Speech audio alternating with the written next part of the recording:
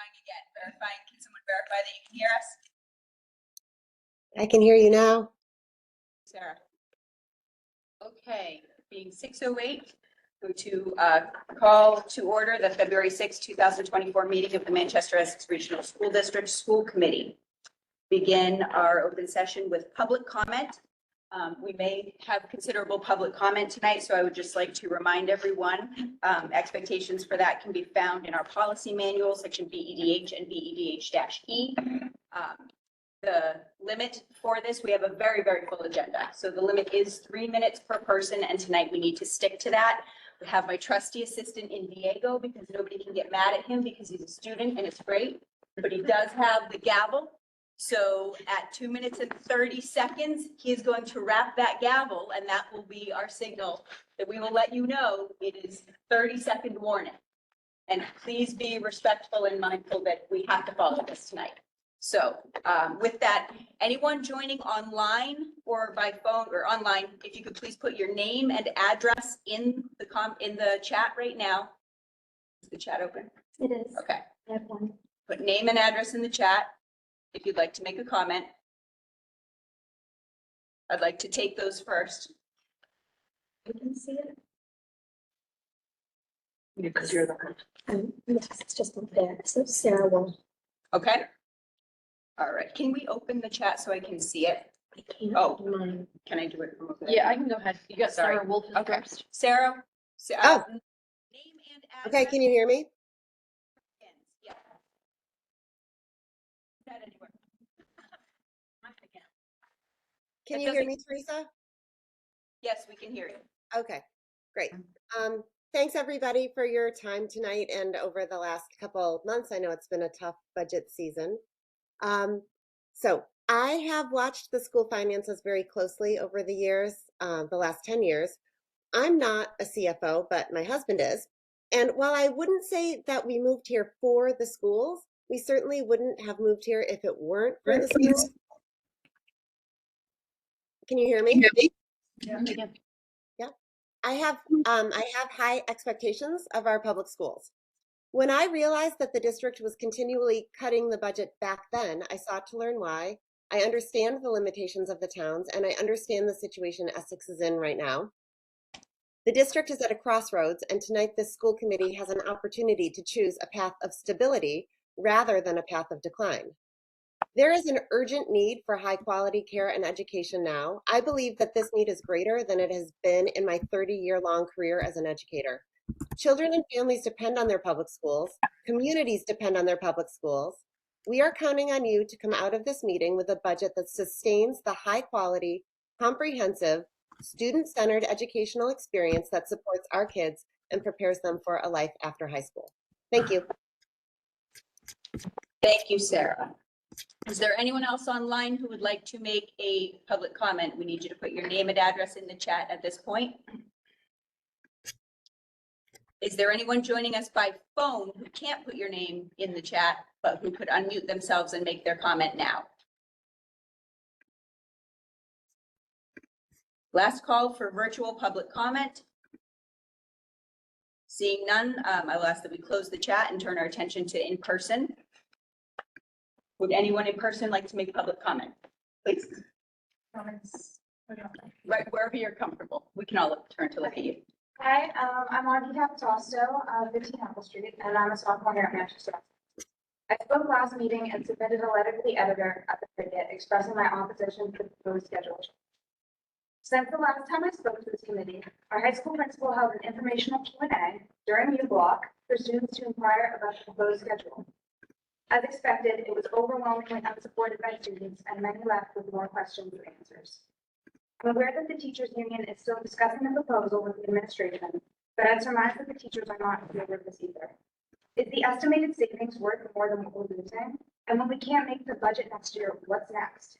I would also like to mention that programs such as late buses or elementary foreign language can be re-implemented if we're in a different financial situation in the future. Contrarily, the schedule will likely be a permanent change.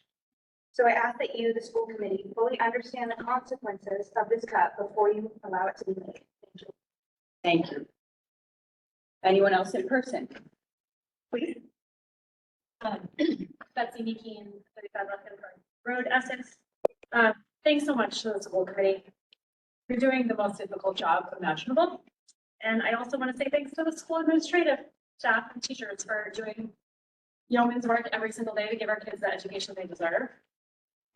But I also want to go on record as an Essex resident who's been following this budget process for both the school and the town closely.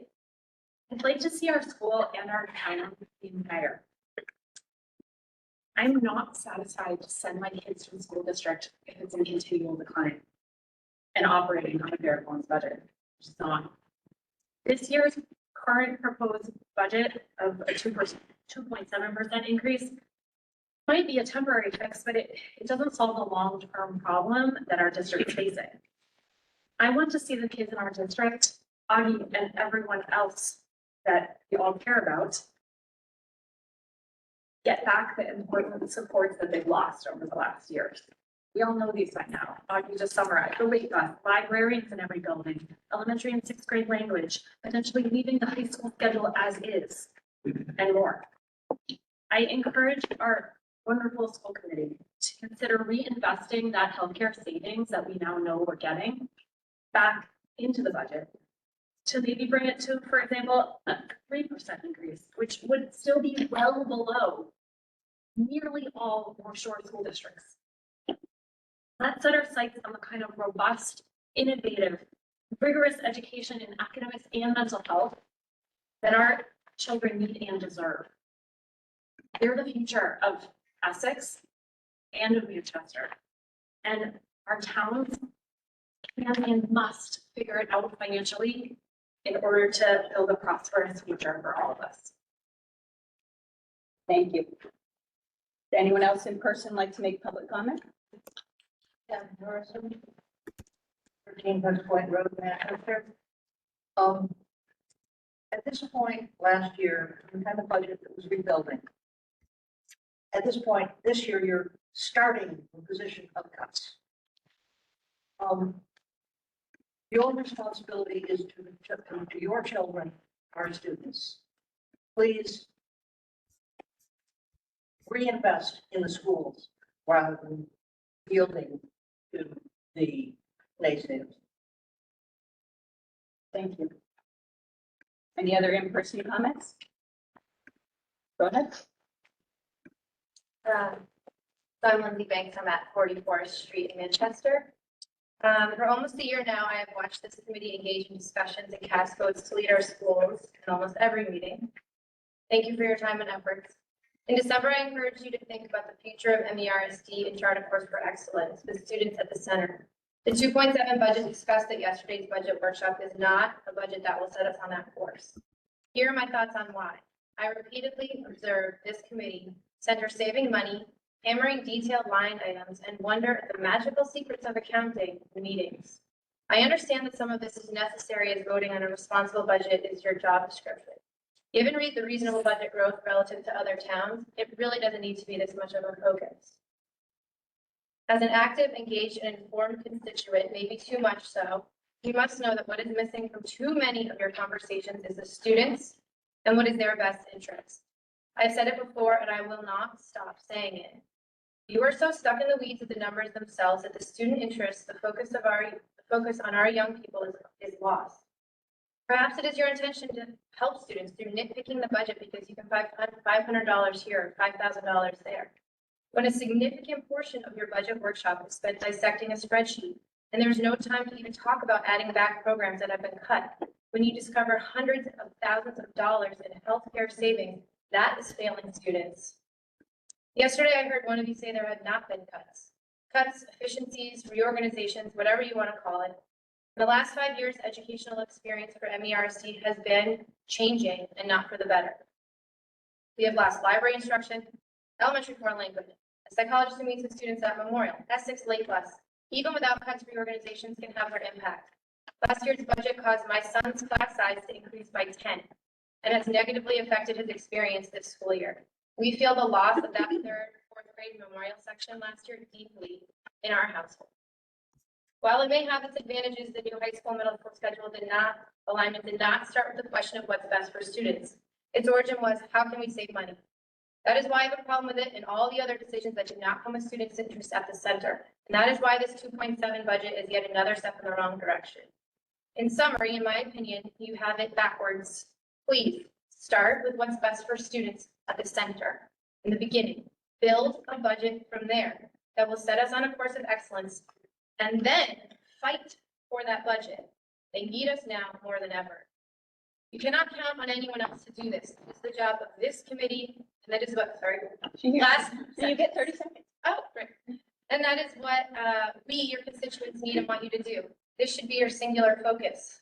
Tonight, you have an opportunity to change the course from decline to excellence by talking about what can be added back in the interest of students.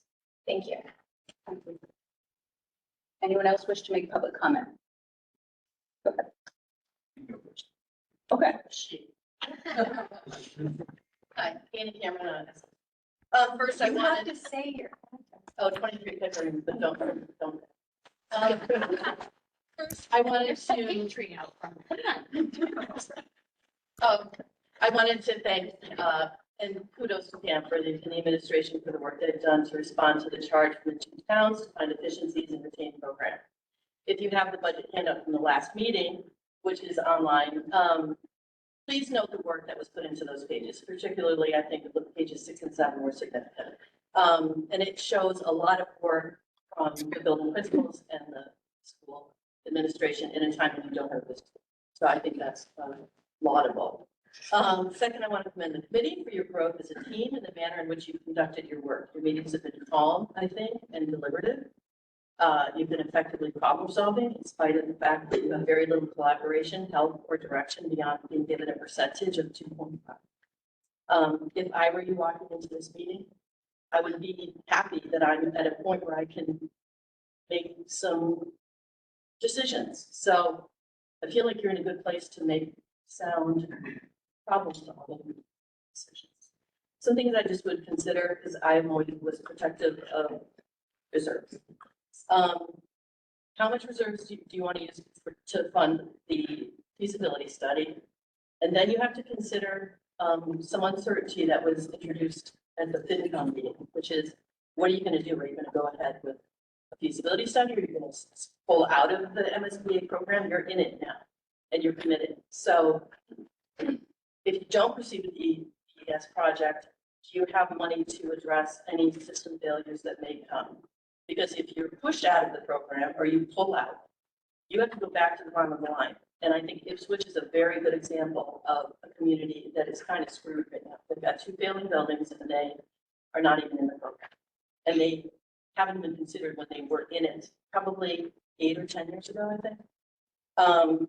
So how are you hedging against that risk? I don't know if you're still allocating money towards stabilization, if stabilization is just for capital, or is that years gone by? Throwing it out there. And also, if you go forward, remember that you need strong reserves for our borrowers. So I would be mindful of how much you're putting in for reserves.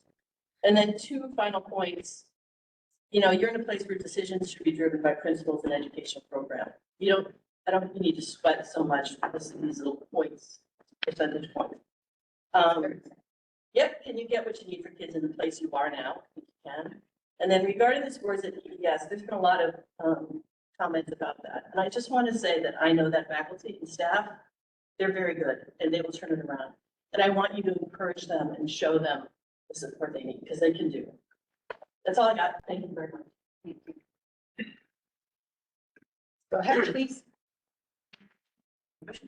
For Manchester. Oh, you have to say your name and address. I'm Zach Ravala, I live at 2 Jersey Lane, Manchester. Is to provide a high quality, comprehensive, and student-centered education experience that prepares them for a post-secondary education or service experience, a career in life as an engaged member of society. I also, the community wants. I think our budget is very important. As a student, I think that budget cuts aren't. I think that this town, Manchester, has a lot of money, a very large amount of money, and we don't need be cutting budgets as much as we do reconsidering where we put our money. I think that taking money out of the reserve is not the move. The economy is good right now. I don't. I think we should be putting money in the budget. I think that with our people in our town that have been difficult to raise money for schools, the parents were willing to raise $30,000 for a little league baseball team and only $4,000 for a Spalding fundraiser. Doesn't make a lot of sense to me. That's just me. But I'd like to see something come out of this meeting. I think that our schedule, at least to me as a student, is very important. I know that we have very, very smart people here, very, very well-educated people. And I hope you guys can come to a good solution that come out with your students in the forefront of it. Thank you. Does anyone else like to make public comment? Go ahead. Ruth Green, 15 Longman Street. I'm not going to comment on the budget tonight. I just want to thank the school committee for the hard work that you do and the difficult decisions that you have to make. But Annie Cameron brought up the MSBA project and process, and I want to especially thank Pam and Avi for the unbelievable work they did to get us to the point of the invitation into the MSBA process. I'm extremely excited about it. I know I've spoken with many residents in our community that are super excited. We're looking forward to a new EES. We know that it is the final project in our 3-building project series. I'm going to be your biggest cheerleader out there supporting the feasibility study at annual town meeting. And there were conversations at the joint finance committee meeting, as you probably all have heard. And one of the, there were things batted around, and there was a conversation about delaying 10 years for debt service and this and that. And I just want to say that I know that Essex is committed to making that work, even if it's 2 years advance or whatever we have to do to get to that point. So we are looking into all options, and we hope that the school committee realizes that we are in this and committed, and it will not be, my support will not be looking forward to abandoning Essex Elementary School or this MSBA process. Thank you. Thank you. Would anyone else like to make a comment? Hi, Caroline Ball, Manchester.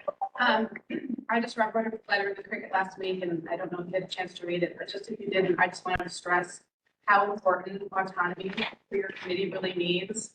You all are very smart, very educated. You have to trust your decisions, and you don't need stamp of approval. You need support from the finance committee and board of selectmen. You don't need to look to them as much as I feel has may have been happening. And the key to your success really is running as an autonomous committee.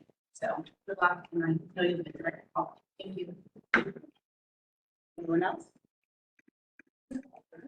Caroline Couture, 46, Manchester-Essex Road. So I moved, I'm a teacher here, but I'm also a mother, and I'm going to talk to Osmo tonight. So my daughter is in 6th grade. She's having a wonderful year, and she's having a wonderful year because the past year student alone knows that. She still has 6 years to have in this district, and I wonder how these 6 years are going to be. It will decline year after year. Okay? If it's just me that may be done, I will find a job in another place. If it's her, that's another problem. So I just would like you to fight, as Mrs. Banks said, for the highest budget you can give, and maybe if the towns do not agree, we can maybe negotiate something else, but we shouldn't go from the lowest. When we go to the doctor and provide a protocol, we don't go for the less invasive and maybe it's going to work. Let's see. So we are trying to have all of our chances on our side. So fight for us, please. And we will thank you for your work. And here we go again. I mean, again, it's just budget after budget. I would like to see a little bit, Mrs. Baudouin, Mrs. Leonard, Mrs. Roy in the hallways. Coming, not every day, but just to see us, to say, hey, what did you need? This was fun. They don't. They are just sucked into this budget and numbers. So if we could make a good decision this year to save us for the several years, it would be nice as well. Thank you. Thank you. Anyone else? Okay, hearing none. Sorry, I saw one behind and then I'll take you. Yeah, go ahead. Hi, Sarah Greenwood Soleo, 47 Forest Road, Manchester. I just wanted to echo one of the speaks and address the schedule, the potential schedule changes that were rolled out to the student body last week. To me, it feels a little like sticking a finger in a bucket when you're and you're sticking your finger into one, plugging it, and three more three more holes and more water come out the other three holes, and then you're sticking your finger in another one to plug that one, and then you have four more holes. And to me, it feels not as, I know that it equates to $65,000, budget give back, I guess. But I just feel like it is really at the student's expense. They really value this. I have three boys in the Manchester school system, and they use UBlock. They really love the schedule. There's a palpable change from middle school to high school. They love the high school schedule. They utilize it in so many ways.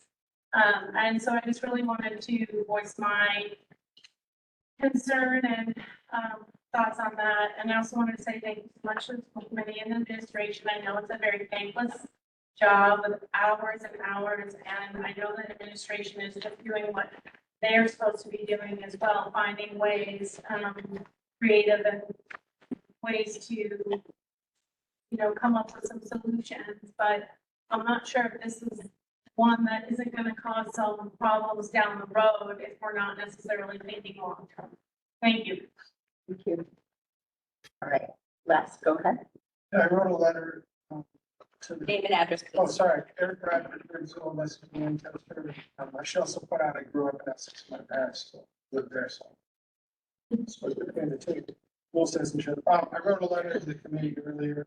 I hadn't planned to read it tonight, but I was urged to, so I don't know if it's 3 minutes. I'll do my best to edit it on the fly. I don't like reading like this, but that's what I've got in front of me. Generally speaking, the district absolutely should not be hewing to the artificial restriction requested by a contingent of Essex residents. The shift in apportionment formula was easily predictable. At the very least, Essex should have assumed that more families could opt for the lower prices in their town. Planned accordingly, including during deliberations over acceptance of the initial regional agreement. Entering into a regional agreement implicitly involves a commitment to provide your fair share of the funding required to keep the district strong. Pam and her team have done an amazing job in keeping costs low. I just add here, my other place in Burlington, Vermont, we just increased the budget by 18%, and everybody's delighted about it. So 3.4% is not crazy. But so we should be further chipping into the budget in ways that demonstrably weaken the district. I feel strongly that the school committee should either individually, preferably collectively, publicly take one of the following positions, as this affects not only this year's budget, but future budgets. Number one, despite the fact that Essex should have anticipated tax increases when they signed the regional agreement, we're sympathetic to the impact of these increases. We're explicitly going to compromise the quality of the district in an attempt to blunt this impact going forward. Number two, Essex entered into the regional agreement of their own free will with full understanding of potential and foreseeable implications. And as such, the impacts of the apportionment will not be taken into consideration during budget development. Number three, we understand that Essex has buyer's remorse and would support a renegotiation of the agreement to allow us to move past this issue. Continuing to dance around the issue only serves to frustrate taxpayers in both towns and leads to hours of unnecessary debate. As far as specific for this year's budget, one of the last things Javier said on the way out was that we should not be dipping into reserves unnecessarily, and as was the style, he clearly communicated the rationale for the budget. I would not consider the fact that the citizens of one of the three towns in the district were unable to foresee the current demographic shift to be a valid rationale for doing this. I also understand that the schedule change that happened directly, 30 seconds, or I'm going to make it, I think. Considering directly deleterious impact the high school students is being contemplated in order to save the policy 61K. I would obviously disagree with this, generally to the extent that proposing the original 3.4% budget increase will allow the return of some programs that have previously been cut. I wholeheartedly support this. Thank you. Seeing no more, we will close public comment for the evening. Thank you all We're very about much. to close public comment if anyone has any left. Just saying. All right. With that, public comment is closed. Thank you very much. And it seems that people didn't really want to get gavel smashed on. So nicely done, everyone, on keeping with the time. So thank you all, and thank you for keeping time on that. Moving into chairperson's report. For our committee, there's not a ton that has taken place between last time we met yesterday and today that you don't already know about, but a few things that I do want to put forth out there for you. We did hold office hours as part of our community engagement plan. Erica and I were able to be here, and there were a couple of people who attended, and it was great. So we will keep doing that when we can. There are some meetings we simply can't do that for, but as we're able to. I did also, based on the conversation we had last time that had an outcome, I did send the reply to the Board of Selectmen by way of the town administrator in Essex, based on the conversation we had when we were asked when we would be taking up the discussion of a third-party audit or third-party review. Once again, I believe I CC'd you all on that, but I did definitely send it. Since then, my report back is that I have not received an additional proposal to date. So that said, I remain convinced that we as a committee need to still answer the question and close that door one way or the other, because it was one of the things that we were tasked with or that we were given a suggestion of at the all boards meeting, separately from what towns went and chose to do. I still think we need to close that door. So I've had some conversations in the last week.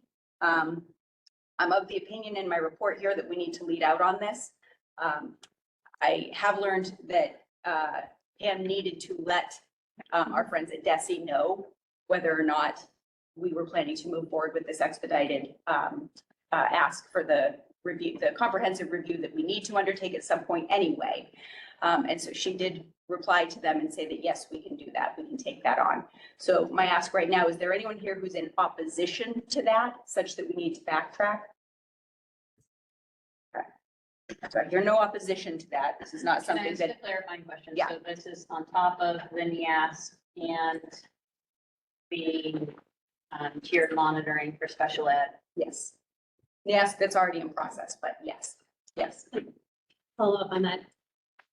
Is the objective to satisfy Essex request that we have an independent review?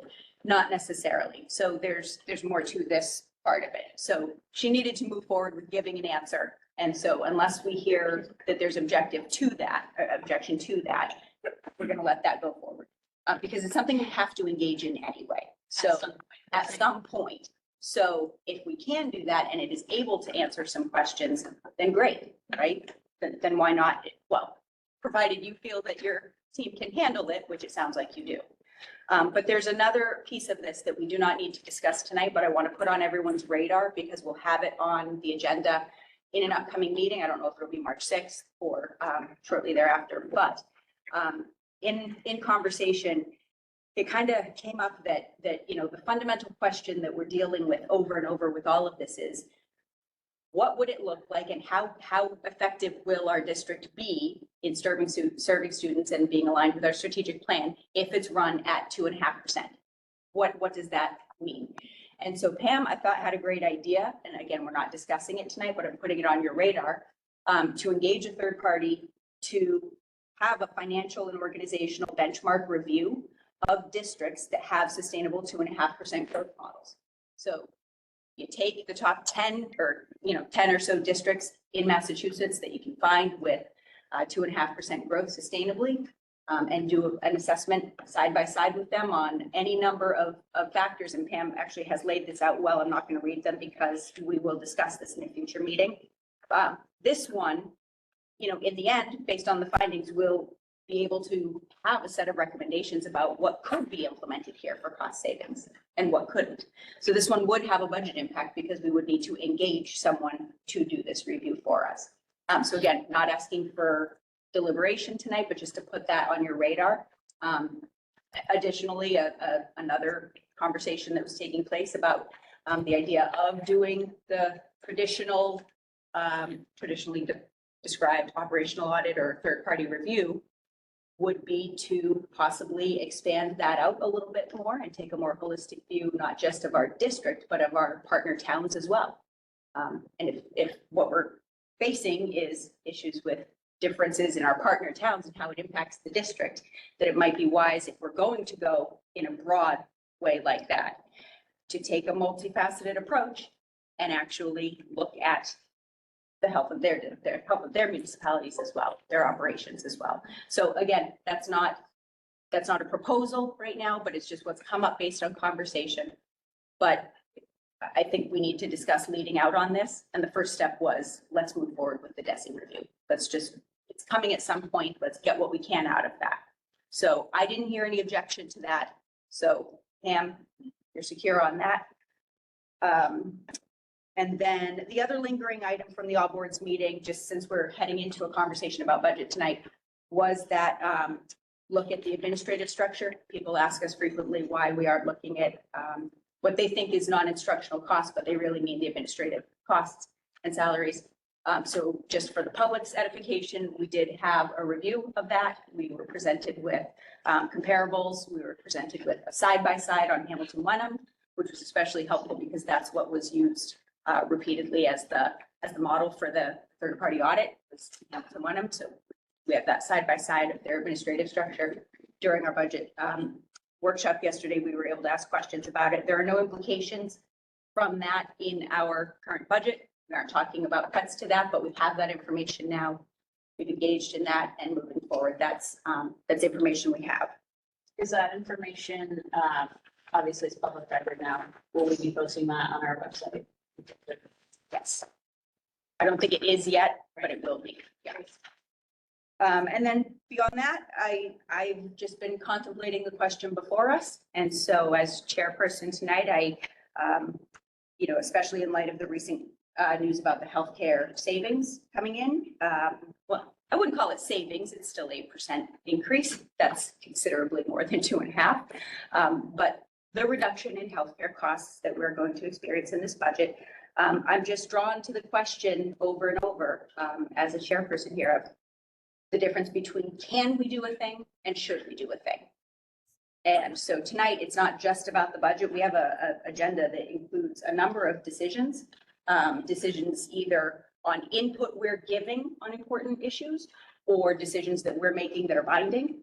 And I think that our committee is finally in a position with some understanding under our belt and a lot of hard work that I have witnessed by all members of this committee to answer those questions. Not just can we, but should we? So with Pam's hard work bringing it all together for us to do that, I will close my report and just say, I hope y'all have your popcorn ready. On that note, the final part of my report is always asking to read our operating protocols, and I have asked Jake to read the second section of our MASC Code of Ethics. Sure. So a school committee member in their relation with their community should, 1, realize that their primary responsibility is to the children. 2, recognize that their basic function is to be policymaking and not administrative. 3, remember that they are one of a team and must abide by and carry out all committee decisions once they are made. 4, be well informed concerning the duties of a committee member on both the local and state level. 5, remember that they represent the entire community at all times. 6, accept the office as a committee member as means of unselfish service with no intent to quote unquote play politics in any sense of the word or to benefit personally from their committee activities. Thank you. And thank you for your nice loud voice and clear reading of the language. That closes my chairperson's report. On to student report. Excuse me. So yes, probably before I start the student report, I just kind of want to maybe look back on last year's meeting and kind of looking back on serving on the school committee and all the different things that different budgets, things I've observed and everything, and reflect a little bit. And it's kind of funny because last year, I remember we're in last year's version of this meeting, and they're going to talk about things well, this is a unique year or whatever, and it's we'll kind of figure things out, and the next year it'll maybe be better, maybe we're kicking the can down the road or whatever, and like, we're here again this year, and now we're saying like, okay, you might use reserve funds to like, whatever, try to like, We found the can. yeah, like, and it's kind of funny, 'cause it's like, you didn't kick it that far down the road. I think that's kind of ironic. It's something to keep in mind as you go into the conversations tonight. Now, in regards to like the student report, I think the first thing I'd talk about is the schedule change. I've talked about it to a bunch of different people, but I can very confidently say that I don't think there's like one student in the school that's happy about this. It's probably one of the only things I've like ever had to report on where like there's really no mixed feelings. I think that Augie summarized it pretty well, and I don't think it's good for a bunch of reasons. I think it seems like small little changes, like, okay, like maybe classes are like 5 to 10 minutes shorter, you know, you get rid of 10 minutes from U block, out of class at the end of the day, like no big deal, right? But I think for students, it's a very big change, and considering that we're really unique in the fact that we have a 5-class schedule that drops 2, like not many places do that. It's something that makes us very unique, and the fact that we have one like U block thing that everyone participates in, and it actually works. I was talking to Mrs. Scroy the other week, and we were kind of talking about how she was telling me how like in a lot of other districts, like something like U block just wouldn't work because like kids couldn't be around the hallways and no one would be focused and everything. But like in Manchester, U block is something that works. Like that's something that really sets apart us from everyone else. And I feel like when you're eating into that, even 10 minutes, you're taking away from the things that make us unique and that make us different from all of the other school districts in the state, right? And I think we like to compare ourselves to the best, but if we're doing things that are taking away from that, like maybe we should start looking at comparing ourselves to like not the best, which I don't think anyone wants that. Like I definitely don't. So I would just say that generally the schedule change has been not well received at all from students and teachers alike. I think the way that it was even like brought about for the students, it was like initially supposed to be like a secret or whatever, and then like people knew it, and it was like unclear of like the scope of like, okay, is this to save money or is this to like help people? Like these were all questions that people were asking me, and like I don't know the answer to them, but I just think it's important to say that like students were kind of blindsided by this, and the reasons why it happened were initially unclear to everyone. So I think that made it like that much more frustrating. I don't think it was sold well from the beginning at all, especially to like the students, like the people in the building, you know. So that's kind of my thoughts on that. Outside of the schedule change, I kind of look at the budget here. I think the use of reserve funds, the amount that it's increasing this year, like it can't be good. I mean, like Zach said, it's not the move. Like it's just that, like I don't think that it's a smart idea to use the reserve funds to keep going at the level we're going. Like it's almost like you're better off making budget cuts at that point, because eventually there's going to be no more reserves and you're going to have to make the cuts anyway. And this is where I'm getting, I guess, to the point I'm trying to make here is like, I think when everyone says we're at a crossroads, it's a little bit cliche, but I really think they're right. Like, I think the school committee, the administrators, everyone around, like who's involved in this, has to kind of decide, like, what do we want to be? Like, if you want to be the school district that everyone wants to go to, like, you just can't be doing this. You got to increase the budget. You can't make cuts. Now, if you want to make cuts because, you know, it's not feasible for both towns to increase the budget, then I wish that everyone would just like say like, okay, we're not going to be a high performing school district anymore. Like we got to just like get smaller for one reason or another. And like, there's nothing inherently wrong with that. It's just, you have to make a choice as to like what road you're going down. And I think this weird limbo space of like, okay, we're going to use reserves 1 year and then like, maybe you'll get better in 5 years or whatever, and this and that. It's like, it's not good for the teachers because it's like some people, they don't know if they're gonna have a job in a few years. It's not good for the students. They don't know what classes they're gonna be taking. And it's also not good for the towns and the taxpayers who don't know what budget they're gonna be given year after year. You know what I mean? And it's like this constant fight, and it's just, I've seen it for the last 4 years. It's kind of like, I really wish we could just choose like, what are we? You know what I mean? I guess on that, I'll kind of close out my student report unless anyone has any questions. It was really kind of what I wanted to say. Does anyone have questions for Diego? Well, thank you, Diego. So I will say, since I can right now, as always, you're welcome to stay or not stay. But just so everyone else knows too, the regulations around having a student representative on the school committee, that's part of Minnesota law. And Diego has the right to actively be a full participant in this meeting, including speaking to any topics at all. Simply not a voting member, but for what it's worth, I'd like you to know that you are ready to continue to do that and represent well. Okay, moving on to the consent agenda. Tonight's consent agenda includes acceptance of warrant for vouchers to include vouchers 1045 through 1047, which I double checked. And the minutes from January 23rd. Is there a motion? Is there a second? Any discussion? I just need to abstain from the last piece. Got it. Do you mind abstaining from the whole thing, or would you like us to separate it out? Okay. All right, all in favor? Okay, any abstaining? All right, Quick question. yes, Minutes from the 116 workshop. that we have to do still. And from the yesterday, yesterday, yeah. Okay, subcommittee reports. We do not have a facilities subcommittee report. Again, gearing up. They're coming. Facilities subcommittee, it says we have a report. We didn't meet. We met before the last business meeting. Okay, I'm sorry, finance subcommittee. I didn't know if you had any reporting out because you both attended the joint meeting of the FinComs. You can simply Yeah, have let's no. don't. Yeah, let's don't. We're in agreement. Okay. Negotiations? We're super close. We love super close. We know. Anything else? You never know.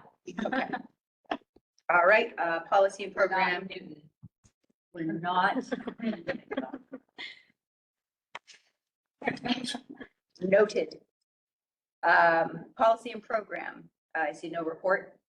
So we will move on to the superintendent's report. Start with Essex Elementary Principal search is underway. We have candidates and interviews set up for this coming Thursday and next Monday. We have a finalist out of that process that'll join us sometime after vacation for an extended site visit. How many candidates do we have? Oh. This is a good quiz. Sorry, I think there were 12 to 15. Oh, that's good. Yeah, and I think we scheduled 5 to 6 interviews or what that district. Yep, and it's a committee of parents, teachers, and a couple of admins. As with every other process, when we bring back the finalists for extended visits, we'll have focus group opportunities for each of the constituent groups. So that process is chugging along. And my other piece tonight is really just to ask you, we workshopped a little bit on schedule yesterday. You've heard some feedback today. You're wearing multiple hats. Some of you are parents and some of you are just neighbors or taking inputs. So the way the schedule process works is really the purview of the principal to make the schedule determination. In our case, most of what happens in the joint facility has to happen as a team. So Joanne and Julie are working together. So I just wanted to recap and then ask you guys for some input. So at this time last year, when we were starting to look at implications of smaller class sizes at the high school schedule, the whole menu of issues that were brought up as concerns about how we were using resources at the secondary. One of the things I hope you recall me saying is that one of the first moves we need to make is looking at aligning the timing of the schedules of the two schools. That right now we share a facility, but we're two separate schools with two separate operational philosophies serving students of different age groups with different developmental needs. What the ask was, and an unenviable task for a first-year principal, but Julie did know going in and Joanne knew last year that the goal was to somehow seek, if nothing else, timing line, not the same schedule necessarily, not doing the same things, but a way to align the times in the day of both schools so that we could look at opportunities for sharing staff. Because when we looked at some targeted reductions last year, what we found was reductions would likely come in a fractional way. And in a rotating drop schedule, part-time people cannot have a set schedule. So it makes hiring extremely difficult, and we have not had good luck over the past years with fractional hires. So one of the goals was to establish a schedule where you could share staff. That way you can maximize attrition, you can share between schools, you can share among K-12 specialists, and you could potentially look at mitigating a fractional reduction at one level by making an assignment at another level. So it was a way actually to reorg and reallocate as needed going forward. So we weren't really sure what the initial impact would be, but that was their charge. They were successful in their charge. They asked to put a team together, asked of staff to examine this, and told them that it was a necessity that they come up with it. And what they have come up with is what's been presented to faculty. Where Diego went. I don't think it was ever intended to be a secret. I do think that they were working with faculty to try to solicit some initial input from the adult professionals in the building to make some fine tune. Then proceed with introduction of the idea for feedback to students and then parents. So that's the process that we've been going through. And we've gotten all kinds of feedback. And I think, not to speak for them, but to summarize what I'm hearing, is that there are pros and cons in any decision we're going to make. The schedule that's being proposed is not something crazy out of this world. It's something that our neighbors do next door. It is very different than what we've been doing, and the exercise wasn't to go out and investigate what is the next version of the schedule that helps us propel ourselves forward toward our goals. It was, we need to figure out some tools to manage our financial situation and have options going forward. So that's the spirit that this was undertaken. With the feedback we're getting, we're hearing that that isn't necessarily the way people would like us to think about the decisions that we make. So I think Diego really did a nice job of kind of summarizing how I know the team feels. In that we are continually chasing down ideas to try to mitigate the impact of managing to a 2.5 or as close to it as we can get. Those don't necessarily position us for deciding what's in the best interest of kids. It positions us to always keep what is in kids' best interest, but in the context of what we can afford. So we're trying to do the best we can with the resources we have. So I think this is a viable solution to that. But my ask to the committee is, what hat do you want?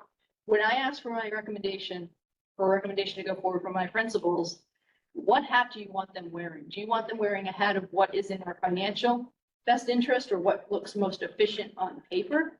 Or do you want us to make the decision or make the recommendation with what we think in this moment in time is in the best interest of students? So to clarify for process wise here, we are giving input to Pam, who will then share that input with the principals, who will then make that decision. Right? And they're here to hear. I know, yeah. Thank you for being here. And also for anybody paying attention, yesterday during the budget workshop, the explicit instruction was that was our time to ask questions. It wasn't time for us to put forth our own opinions on what should be or advocate to the principals. It was just to get the information straight from the horse's mouth and then tonight be able to share our input. So what I'd like to do is one round of input. State your thoughts, and we'll see if there is a sense of consensus coming out of that. I'd like us to be mindful of the time and keep it brief, but of course, this is our chance to get that input. So I will begin on this one. I will just not bury my lead and say that I think it was really important that we did this exercise. I think it's really important to have evaluated what it looks like to have an aligned schedule. And now, seeing what the impact is to students to have an aligned schedule, seeing the negligible cost savings, in recognition that there's no guarantee that program or staff cuts won't still be necessary down the line. This may preserve some aspects of program, but there's no guarantees on that. And in light of those things, I would not be in favor of this going forward. My input to you is that I'm not in favor of this. The two things that I'd like to highlight for that are, I think there's value in recognizing and preserving the uniqueness of what we have here. It's in alignment with our strategic plan to have longer blocks at secondary, especially at the high school. I think that U block is valuable as a tool that sets us apart and that gives our students a way of managing their time however they choose to, and learning over the years the impacts of how you choose to manage your time when we give them that freedom and space. And then the last point I will make is that the unanticipated outcomes from us sharing resources at the elementary level are of concern to me. So over the years, we're seeing how that's played out, that we have fewer bodies in the building to physically be there with all of the children. We're seeing, we're getting input from families who don't love that they're shared. And with recognition that we have 2 elementary schools, we should be staffing 2 elementary schools when possible. I think that these are 2 separate schools and we need to do that. So that's my input. I'm not going to go in order, but I'm just going to give one opportunity per person. Go ahead. I can speak next. I come from the mindset of enhancing the education first and also maximizing efficiencies. So where we can find efficiencies, let's find them, but it has to benefit the educational quality of the students. And when we went through that workshop yesterday, my initial thought was, okay, well, maybe the students and teachers can adapt to this schedule if that's what we have to roll out. But then I thought about it some more, and then I asked my daughter, who's a 6th grader. I didn't think she'd really have an opinion on this, to be honest. She was not aware about it, but she immediately said that the 2 main things that Diego's been saying, and all the students in the high school have been saying, where her initial thought was, I feel like I don't have enough time with my teachers during the day as it is, and now I'm having less time. And then also the me block, or that's an opportunity for me to get my work done, my homework. So again, common theme, and it was just interesting to hear that from a 6th grader. And then I thought, like adding another class to your day is a lot. And retaining information, think about how tired you are by the end of the day, and just adding more to that. As I think about it, I'm not in favor of that. So I think it was helpful to hear from students, from Diego, from parents, and that's where I stand. But again, it all comes back to, the educational quality. And that's what I have to say. Thanks. Jake? So, and first of all, I'll say, I appreciate the effort. I think you did it in the right spirit of the context. I will say that I feel like the rollout has, in essence, almost killed the idea before it has a chance. And I think the framing that you did is a bit of a false dichotomy. I think we can look at it both from a budget perspective and a best interest of students perspective. If I understand you correctly, we've only looked at it from the first perspective. So in essence, this, I think, should be treated as a draft, as a starting place. But now we need to ask those other questions in terms of what's in the best interest of students. And is there a version of this that could be an and rather than an or? And so to me, and again, if I'm hearing you right, we haven't asked the question about whether or not this is going to help, with authentic learning, with, the kinds of interactions we want in classrooms, that you need time for. So without having that, we don't know what the impact is going to be on student scheduling, on whether or not they're going to get the courses they want, right? We haven't thought about that at all. So I think we need to continue to do that work. But it doesn't seem ready at this point, given everything that we've heard. I will ask, process-wise, I think there's a little lack of clarity around what role school councils have in this part. And I would like us to ask our council, for clarification around what our role and school council roles are, and whether or not we can charge school councils with reviewing and making a recommendation of any proposal relative to their school improvement plan.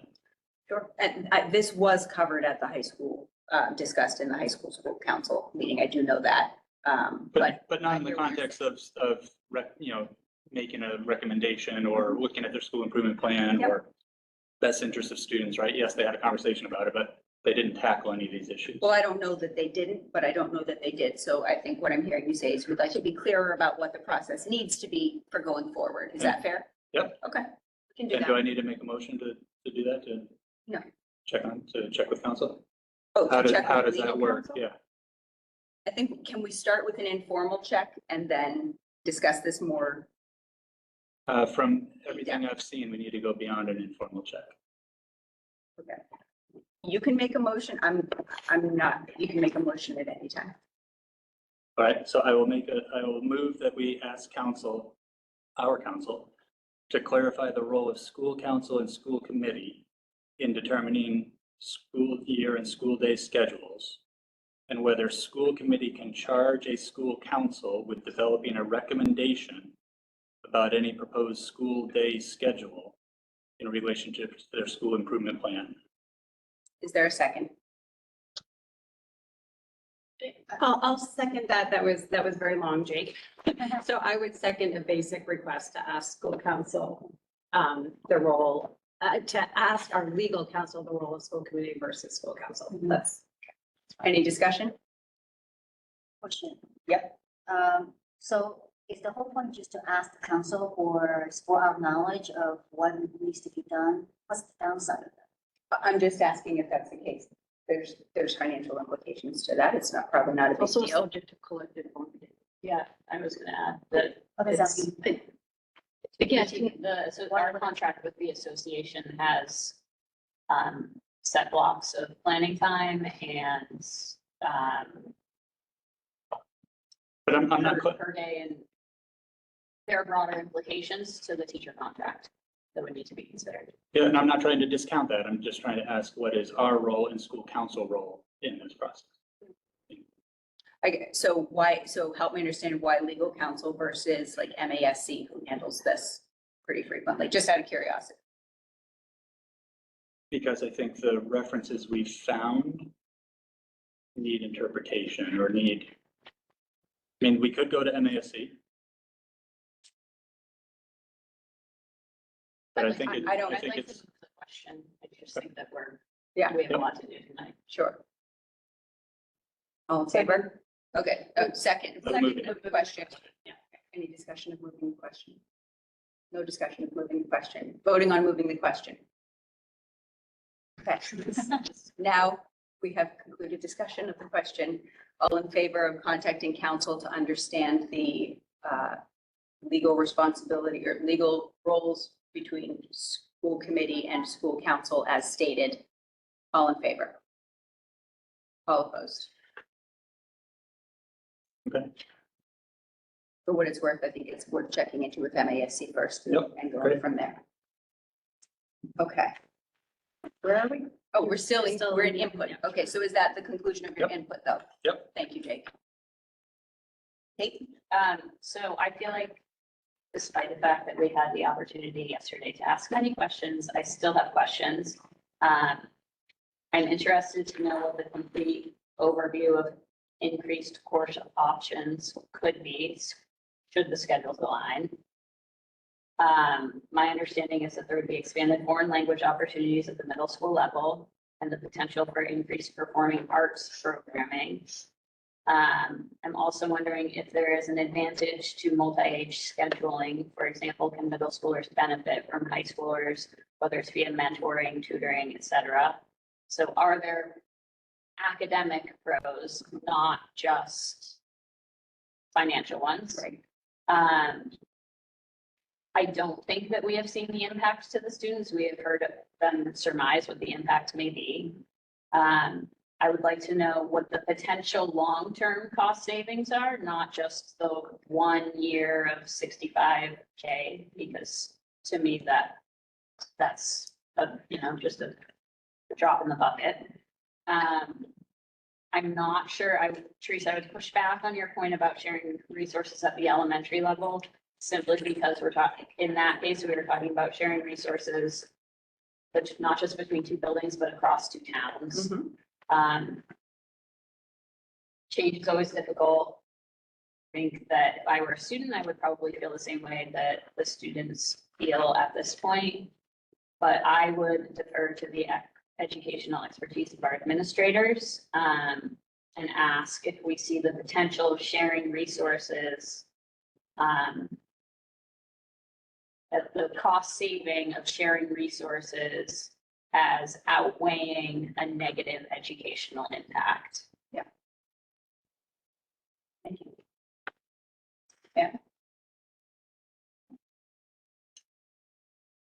I agree with everything you said. I do think that right now it's premature for us to decide, thinking that the impact is only $67,000 is not enough to make a drastic change right now. And like you, I don't know what's the long-term impact. I feel like we have been, at least the past 2 years from what I've seen, we've been making a lot of decisions based on the short-term needs and wants, and we're living year by year. And there's no stability at all to the students or the teachers or even the parents and everybody. So I feel like this is one of those. Without more in-depth, analysis or understanding about the program impact, the student impact, the impact from all different angles, I feel that we are not ready right now. Thank you. Got Chris and Erica. Want to go? Go ahead. So I very much appreciate the spirit of looking at efficiencies. We have a small district, but in general, it's pretty clear to me, everything that I've simply learned about this process that we've been engaging in, that at a minimum, the angle that we approached this at is not valuable. So that's pretty much my. Thank you, Chris. Erica? So I guess at the outset, I want to acknowledge that I think this was really important for a bunch of reasons, not the least of which is it was responsive to a question we've gotten from our stakeholders in Essex who have asked us to look for these efficiencies. And so I'm appreciative that we did that. Having said that, I've received more feedback on this one thing than anything else since I took this role, and none of it has been positive. It's quite clear that what Diego shared is the overwhelming feedback from students and families alike. Another reason I'm really glad we did this exercise is because it allowed me to really appreciate something that I've had students in high school for 5 years. But I hadn't appreciated how unique our schedule is and why we actually should be celebrating that. And that's pretty cool. Talking about reducing learning blocks from 60 minutes by nearly 20% is a big difference in the way our educators are currently teaching. Taking a lab or taking an AP discussion and shrinking it by 10 minutes, those are meaningful minutes. And so to me, intuitively, it doesn't make sense that you catch up on those minutes simply by adding an extra block because it's different, it's segmented. And I also think it's worth noting, we talk a lot about the state of mental health amongst our student body. And this is stressful, not just because it's changed, because yes, whatever schedule change was proposed, I suspect that students wouldn't love it. But I think that you can just understand looking at it that you add an extra class to the day and you take away time that students have used to approach that class. And that's going to invariably increase stress level. And we already have, we have a lot of students who are facing mental health challenges. So I don't think it's the right time to do this, but I do agree that we should be deferring to our educators to make this decision. The problem with this specific task is they were tasked with finding budgetary efficiencies. And you asked what hat we would want them to wear.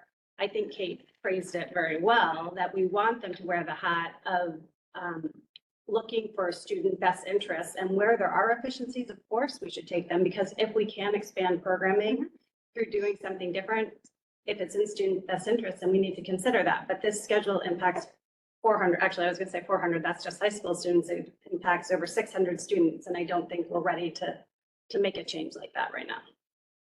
So to summarize, what I'm hearing as a group, correct me if I'm wrong, is that we're not wholeheartedly giving you input that we are in favor of this.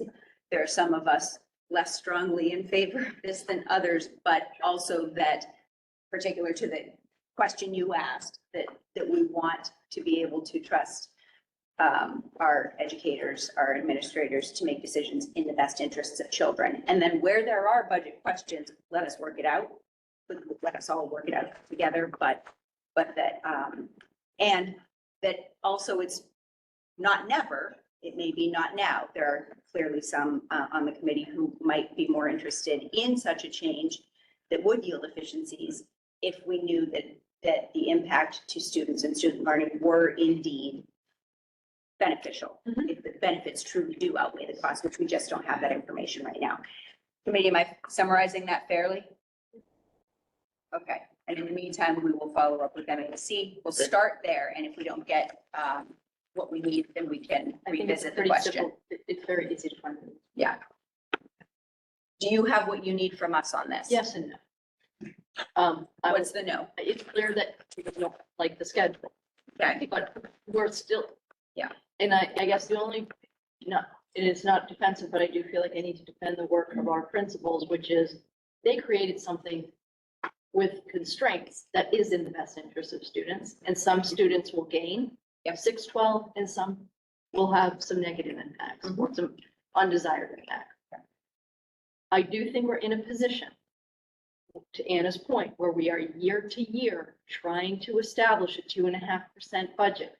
We're seeking external consult on how to get there. We're presenting ideas every year, not necessarily ideas that we would be generating to grow the budget or to invest beyond what we have. And it's very clear that none of them are desirable. Right. So I think a little bit at a loss of where we go on our next move to help manage the cost. So could I? Because I feel as though a key point is that it is difficult to retain fractional staff, especially on a rotating schedule, right? Because you're not even saying, all right, you're teaching a class from 9 to 10 every day. We're saying you're teaching a class from 9 to 10 on this 7-day. An hour each day. I can't even keep track of my middle schooler schedules. And so to me, there is some value in creating opportunities where the need for fractional staff is minimized. Because then we retain valuable staff who can work across grade levels and provide opportunities that our students may not otherwise be able to access. I really do believe that there are educational growths that go along with this. I think that we are focusing a lot on the cost savings and not the potential for long-term positive educational impact. So I guess I feel very honest. Yeah. When we undertook this, we're not seeing a road forward that's about investing in long-term positive impact. Right. So We're that's seeing the a part. year to year, make the ends meet and try to minimize the growth. And I say that with no judgment, but those are the parameters that people are working on. We're cutting staff, to reinvest. And I think people come up with very well-grounded ideas that minimize impact on students or seek to find areas where the enrollment has allowed or allow us to move resources around. So I'm not advocating for or against the schedule. I'm just saying that I think we have what we need to go back and make a decision, but I think we're going to run out of ideas. Well, I think, but let me, someone said today, find reasons to give hope to things, okay? Not my standard, but that's okay. I think that the second part, you got the yes part of that, but no on this. I feel like by the end of our meeting tonight, you might have a better idea on that, because part of our budget discussion tonight is going to go to exactly that. What direction are we taking here? Are we taking the direction of go toward find ways to make it 2.5 district or not? So by the end of the night, we may have some of that direction, or at least progress on it. Fair enough. And I The think we second do, important thing too, like, there's a big difference between an 11-year-old and what they need in school and an 18-year-old and what they need in school. Mhm. And I know one of the big benefits that I read about potentially aligning schedules was adding 6th grade foreign language. We should just add 6th grade foreign language.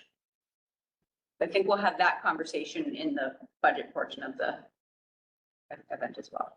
So I just want to echo the one thing you said, that we do appreciate that the principals put in a lot of work to do this and did find a schedule that did meet the tasks that they were given. And I totally appreciate that. And like I said, one of the reasons I appreciate it is because it showed me all the things I actually appreciate about the existing schedule. But also they really did find some things that we should continue to consider. I just think it's really fast to, response maybe. all right, so you have that. And you have additional superintendent report information in the calendar. Oh, yeah, forgot about the calendar. We don't really need to spend a lot of time on it. It's the first iteration. It's there for you to give feedback. It's gone through the PDC. It's sitting with the executive committee, and we'll bring it back on the 6th for final. Does anyone have initial feedback to give? I will tell you straight out, this is not what I spent my time looking at. So if it's coming back on the 6th, I'm not sad. 2 weeks for winter break. Go ahead. Oh, is that the year that it falls? Does fall on a Wednesday. Yes. All right, go ahead. Can I just ask and I'm not sure you need to answer it this year, but I think it's a question that I've been struggling with for several years now. What is now the role of K-8 conferences? I know there are many families who don't actually participate, right? That I know families that haven't seen their son or daughter's teachers in 5 years now, right? And if it's indeed as stated that it's reserved for those who really need it, why wait till December 5th for that, right? Shouldn't that be as needed rather than on a specific date? So I'm just asking, this is probably contractual stuff as well. I'm not sure how that works, but I'm just wondering, how does the K-8 conference intent and structure work in the broader context of family relations? Now, or if you have a brief succinct answer, you're welcome to. If not, we can hold off and bring it up at another time. Do we have a school spotlight this year? School spotlight, that could be something that we talk about in there. I'm sure we can address it in a future meeting. I would say the initial conference, which used to be in November, was considered, no conference is mandatory if the parent doesn't want to participate, but it's not an as-needed conference. It is the conference of the year. It's been moved to December, so it coincides with the release of the report card before it was coming out. Before the report card, I think the thinking this year is that it's better to have it after the data has been shared and assessments been given and reported out, so that can be a point of conversation.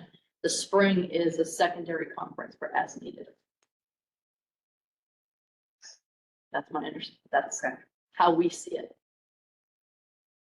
Does that Is answer there your question? some- Or would you is there like to something bring that? written on there that I Yeah. did No, not? I don't think you're actually, maybe you didn't hear my point, but Do we really need another half day for that? Is that what you're we asking? need either half days, I guess, is the question. But- Actually, yes.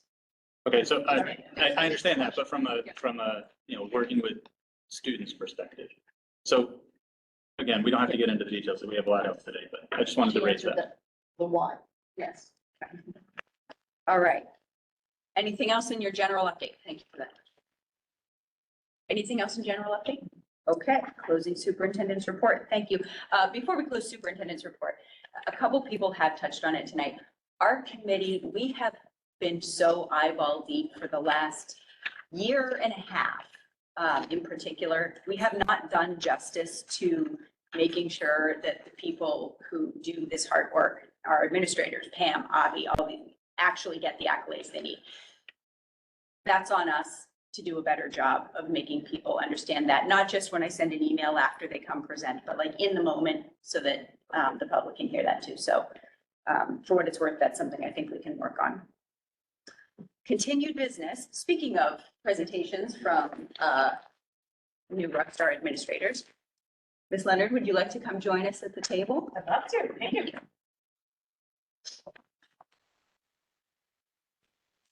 It got very quiet in here, and are my ears just blocked, or is it just become very quiet? My ears are blocked right now. It's weird. Oh, I can't go to that. It's the key. No, it's really hard to hear. I mean, feel like maybe we're I'm talking bad. loud. There's a lower, like the air circulation, so the further back you get from the table, it gets. Just like give us hand signals. I Yeah. feel like I was. You don't sit, someone say like this. Okay. All right, curriculum and instructional technology update. Hi, thank you again for letting me come and visit. A piece of what I was hoping to share with you tonight is a bit of a midterm check-in. When we visited you in the fall, we did the district data overview just to give you a measure of where we were at that moment in time, both to share our summative measures at the end of last year and also to share where we were starting the school year. So I thought we're right about that midpoint. Happy 100th day. My elementary teachers today being told to say 100. Yeah. So it's a pretty significant point. Am I wrong? Is it not? If you're in elementary school, it's a. I heard, it's a big deal, right? Yeah. So it felt like a good time to just pause and share a bit about where we currently are. And specifically, I used the lens of the pieces we shared with you in the fall. We identified focus areas and some action steps we were going to take. So this is not comprehensive everything going on, but rather I went back to that fall presentation and pulled out some of the action steps that we committed to just to give a moment in time share of where we are. And so I'm going to work backwards for the district initiative, starting with district initiative 3, which is around that really thinking about the school culture and the inclusiveness and the supporting the needs of all of our students. And specific work in that area that we've taken at this point in the year, some of it really is looking at our attendance and how that data is impacting students and if it's impacting the same students the same or different students differently. The two big pieces of work that are happening there, we have a working group of high school teachers that are doing a study into what does this mean? What does it look like? What are our trends? And some of them are attending, have attended some local conferences around that to learn more. And we also received fiscal support from DESE around their chronic absenteeism recovery initiative. They love those long terms, but this is letting us, giving a bit of a fiscal support to let us look at implementation of some strategies that we think might help to address key drivers in absenteeism needs. So that work is currently in process underway and really digging in based on the data that we saw following the last few years of trends. And then we also had a chance to see a picture from it was back in October, but it was our district-wide PD day, and we worked with organization CAST, who really lead the Universal Design for Learning, which is really thinking about when we enter into our instruction, making sure that we're approaching it with a lens of accessibility for all from the start. And that was, as you can see in this space, a very well-attended meeting, and our teachers I've heard a lot of interesting conversations about how it's come up in different places and lens and in that pre-K through 12 access. So that's that first piece of the steps there. This is just to share a moment in time update. This is as of January 19th, I pulled the data and I reflected these 3 categories. These are the same 3 categories I shared with you from last year's trends, just based on that point in time. That was really like a halfway point. So we're seeing a slight decline in each of these categories, which is good. That's what we're looking for. But still certainly areas that we're continuing to monitor support. And I know especially at the secondary level, there's a lot of work that's taking place from our building-based administrators with their staff to continue to encourage support and follow up with families to make sure our students are here and present and that we're supporting their work here. Before, I think I asked it this last time too, but are you getting a sense and are you gonna at some point share with us the whys behind that you're learning Some of about that some is of the this? work that's happening in those groups. And so I think, I don't know that you're gonna get a clean piece. I think there's a wide variety of drivers. And I think that's a piece of what the different groups are looking at is based on what they're seeing, what are those trends? Oftentimes there's multiple impacts of significant illness that then creates a gap that can then make it hard to return back to school. So that it's not necessarily a clean, singular, isolated bucket. And I think that's a bit of what we're looking at as a group of what are the different drivers and what are the different approaches? Because we know it's not going to be one. If it was one clean solution, our talented educators would have found it. So I think because it's a multifaceted problem, we're just trying to get our hands around who is it that needs that support? What does that look like for our system? And then how can we use the focus that the state is really taken on with the chronic absenteeism so we're not reinventing the wheel because it's really a universal problem, unfortunately, happening across the Commonwealth. I was going to say, do we know how we compare to our neighbors? That is a good question. I've not looked at local districts and I'm happy to do that. I'm just curious, just in a post-COVID world, knowing that if a student gets a positive COVID test, you're out for 5 days. Whereas before it could be like, oh, you threw up, you have to stay home for 24 hours. Yeah, it absolutely is, I right? feel So like that's, the game has changed a little bit and I wonder how. and so, and while we could talk a long time about this and I don't want us to fall down a rabbit hole, what I will say is that's a bit of what our teams are even looking at. How are we inputting data into our systems that we can then say, who are the students that are out because it was a medically required need? Who are the students that, so we're actually, that's a piece of the analysis that's happening is how are we tracking that data? How can we make it so that we can then use that data to make decisions moving forward? Great. In our strategic initiative 2, focusing on that social emotional learning, we have the fabulous SEL leadership team taking place in that K-8 lens. Our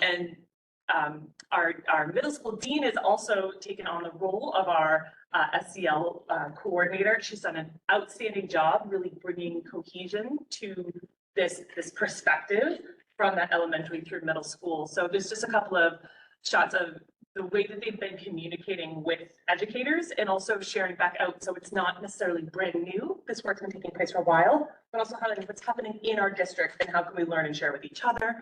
They're also undergoing an SEL program audit that's including, and it's very comprehensive, surveys from family, staff, and students, a data review of vocal attendance behavior, council referrals, review of available SEL programs we have in district, resources and support. They're doing a ruler implementation review to look at consistency, and they're also doing school-based observations. So they're doing this full program audit that they're planning to have the results of that early April, and we'll be sharing that with you. The first strategic initiative that I've sort of backed us into really around this idea of that authentic learning. What does it look like? What does it sound like? And how do we ensure that we have this vertically cohesive experience for our students? And thinking about some of that through the lens of thinking about the coherent experiences. A piece of that work that's been taking place specifically in the elementary schools, across schools, is that mapping the ELA instruction. So they've mapped out both their pacing guides, when and how those units take place. And then they're also mapping out their curriculum instruction, mapping around what specific components of the curricular tool we're using, how are we using it, what does that assessment look like? And this is happening in that horizontally the teams are collaborating across schools in a horizontal way. So the entire grade 2 team is sitting together to talk through these pieces, which is helping us do 2 things. It's helping us to calibrate what practices are consistent, and we're able to do a gap analysis. What is not consistent, or what resources do we not consistently have? So we're really able to do multiple things, great professional learning experience, great, calibration, and also some analysis of where we need to go for next steps, both for resources and support. And that's across both elements. Yes, yep. It's always happening with the whole team together. Yep. And we'll be doing that tomorrow afternoon, actually. We're undergoing 2 curriculum review processes. One is the history, social science, which I've mentioned before. And then late December, we launched the Arts Council, which we're using the tool from DESE. So those are continuing again to look at those cohesive, and both of those are that K through 12 vertical articulation analysis, data collection, and recommendations from those will follow. We're additionally undergoing a NEASC elementary review process, as we've mentioned, which is helping us to dig deeply across all aspects of it. You heard it as we're talking about other ways to do district reviews. This is really looking at all aspects of the learning environment, instructional, curricular, extracurricular, fiscal, staffing. It really is a pretty comprehensive view. That is something that our elementary principals are taking on and leading with. They have a great leadership team of teachers working through that. We've had a few different professional learning opportunities that differentiate with some choice. So ability to choose where your need was. So some of that included SEL or cultural competency or the UDL to support all learners. We've also had some opt-in professional book clubs that have been taking place. So we completed a book club around building thinking classrooms in mathematics and also an AI focused book club. And we're currently running 2 book clubs. One is on writing and the other is on transforming schools for multilingual learners. So it's pretty exciting, and we currently have enrolled over 50 teachers in the current book club groups, which is just awesome that we're getting a chance to share from and with each other. So that's taking place across district. And then this final point is just our continual review of the data work that we have going on. We've just wrapped our mid-year diagnostic assessments that take place for all students in K through 8 in mathematics and reading. The meetings have taken place at the elementary with teacher teams, again, to reevaluate what are those needs, what does the support look like in tier 1 within our general classrooms, what are those targeted intervention needs, who needs it, how frequently, with what specific instructional support, and those have been revised over this past week. And then at the middle school, they're doing some great data chat conversations so that the students are having a chance to talk with their teachers about their data and what that means and what that looks like for them. Additionally, we're continuing the high dosage tutoring support in mathematics at Essex and middle school. And I'm still, unfortunately, we did not get the news we were hoping for from DESE, where we were hoping to expand the high dosage tutoring. We found out finally last week that they had exhausted that funds. But we're not done. We have another potential pathway. I had a call today, and so I'm going to stay optimistic that we're going to be able to expand that, specifically targeting at Essex with some of those key areas that our recent data has uncovered, provide that additional dose of high dosage tutoring. When I can give you a further update on that, I will. And we were disappointed we couldn't expand it with DESE, but we're going to keep going and dig it in there. Do you mean expand it to more students than you're currently accessing, or? And content. So this is just a snapshot again, because you got to see the end of year in the fall. I want to just share a point in time. When you're looking at these bands, you're looking at where this is an aggregate. This is all students in mathematics K through 8, based on their grade level bands. That red stripe is 3 or more grade levels below. Solid red is 2 grade levels below. Yellow is 1 grade level below. Green is early on grade level, and striped green is mid or above grade level. So that gives you our fall measures against our winter measures as of the diagnostic assessment, which I think wrapped 2 weeks ago, if I'm remembering correctly. So that's. And Heather, just to be clear, Sure. fall, they're expected to be below grade level because they're starting that grade that is being assessed. You got it. Yeah, so the language tries to provide the guidance around sort of, everybody's moving towards end of year benchmark expectations. But the language gets a little tricky, right? You might feel great to be early on in grade level, but if I'm in early on in grade level in June, that's not great. So yeah, that where we would expect to fall would be in that yellow or solid band if I was on point in that fall window. Thank you, Jake. That's a good question. And when do parents receive this information? Good question. These letters will be coming home K through 8 before February vacation. Are they letters or emails? They're going to be electronic letters. So yes, they will be emailed home before, but they have not been sent out yet. And just because we often hear about the discrepancy between elementary schools, we have data comparing the 2 elementary schools. Internally, yes. Yeah, and that's part of what we look at too, is looking at what does that mean? Are there points of differences? Are there not? The piece we have to think about is this is like so aggregate that it's just like, this is where we are at a moment in time. It doesn't give us a lot of information.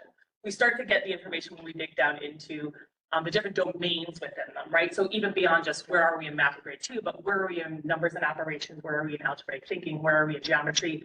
About these grades, in the conversations with teachers are having just this past week is, your score is a bit different there. What did you do? They're like, oh, I moved this language in earlier. I bring it in the morning conversation, or I pulled this strategy from my reading. I've integrated it into the lesson. So that's the conversation that comes up when they're in those grade level data meetings. It's so nuanced that it would be hard to simply reflect here, but there are trends and differences, and that's part of the dialogue that we're having. What does that mean for us? How can we learn from that to continually improve our instruction in that tier 1 classroom, as well as planning strategically for intervention?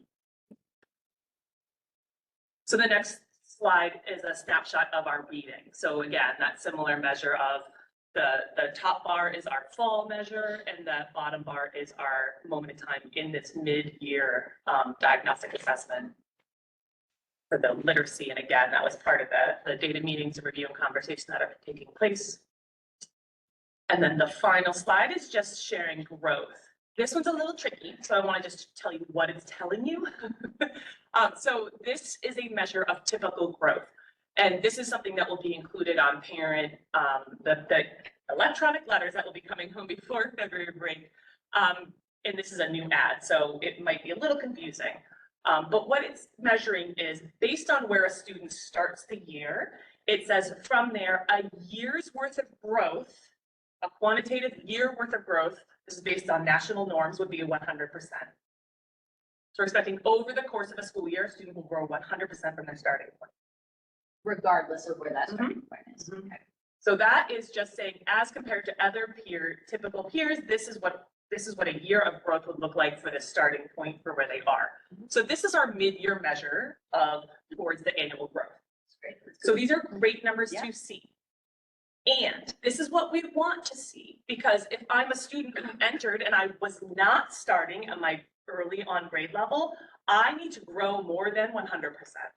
So we do also have measures that are looking at stretch growth, which is taking that student from where they are, not just to maintain a gap, but to close the academic measures that we're seeing the gap that might be there. We're also attending to that. That's a little more complex to explain how that's measured, so I'm not including that here, but I want you to know we are looking at both what does that traditional annual growth look like and how we're making sure our students are closing that gap towards that academic performance we're going to see. But these are great numbers, and I want to celebrate the work that our students are doing and our educators are doing to support all their learners. And that's it. That's all I got for you. Any other questions for Heather on this? Yeah, go ahead, Jake.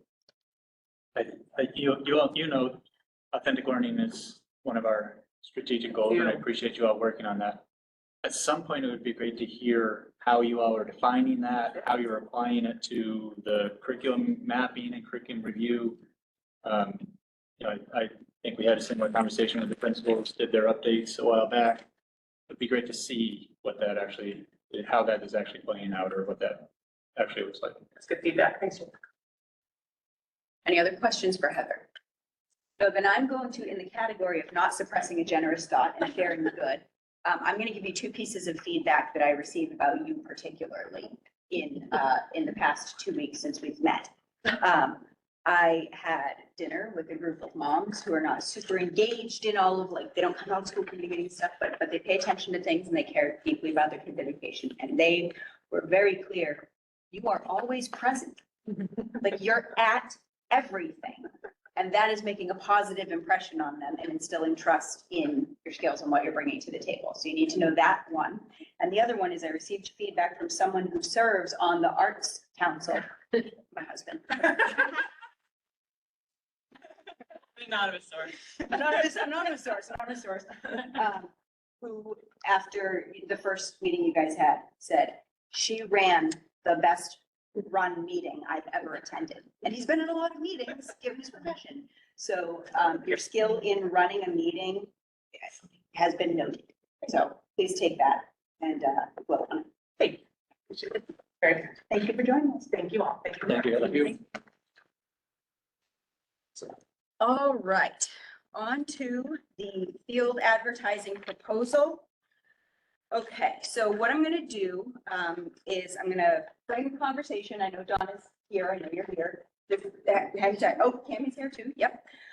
So to frame the conversation, not just for our committee, but for the public, in the budget conversations we've been having, looking at ad revenue, that keeps coming up as a thing, right? And so after I think a December meeting, I think Annie threw down the gauntlet and said, come up with a proposal, let's do a thing. And so Donna actually did that. Which So- is rare. Which is rare and appreciated. So we've received in advance the materials. They all went out with our packet. And so the things that I just want to point out, I'm not going to review every single thing in there, but I just want to clarify what we do need to accomplish tonight and what we don't need to accomplish tonight and why. So given the proposal here, so Donna's created a proposal for advertising revenue. We have a policy in place, a MERSD policy, that means that any advertising needs to be approved on school grounds or in the buildings, needs to be approved by the school committee. That being the case, we have to decide whether we will allow this proposal to take place. Some of the nuance here is that there's a time crunch a little bit, which is why we added it to an already full agenda tonight. So with recognition that there is a town bylaw that makes advertising sign, there's a town bylaw about advertising and not being able to advertise except for businesses that are on that very site, and there are specific regulations about the signs and things. So this can be changed. We really can't be approving projects and proposals that aren't in line with the law of town, right?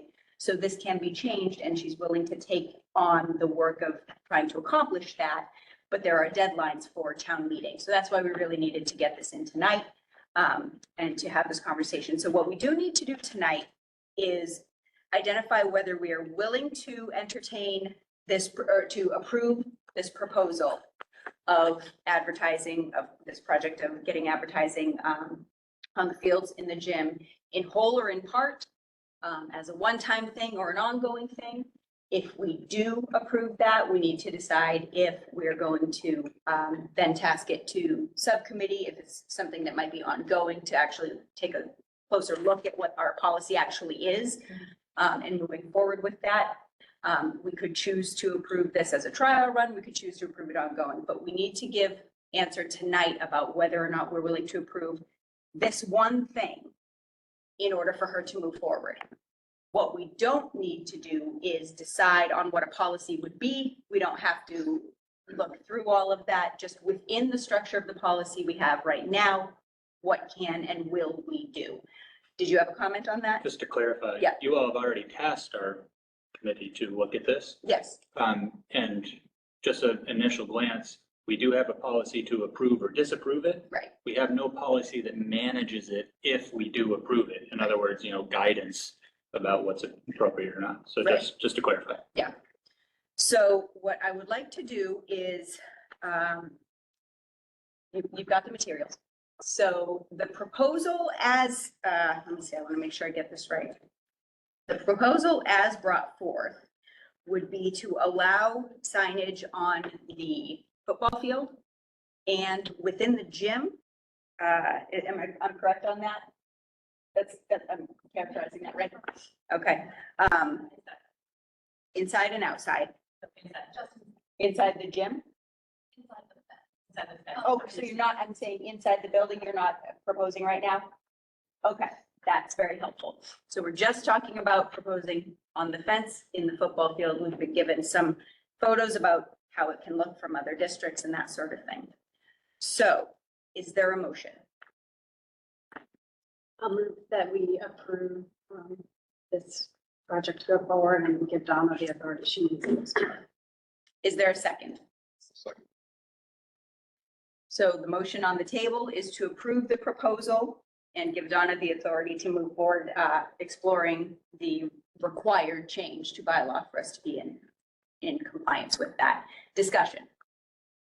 Does our approval of the proposal include approval of the designation that these funds go specifically and only to athletics? That's the part that is definitely in there. So part of, I'm sorry, I didn't characterize that. Dawn is willing to take on the work of doing this thing in recognition that the funds, the revenue from this project in particular would go toward the athletic department.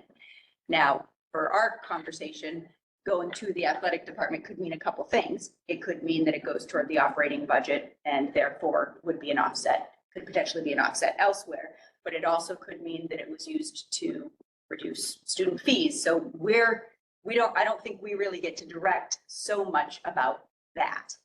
That's where I'm a little bit leaning on you for what we do have authority to direct on that. Ask me the question again, please.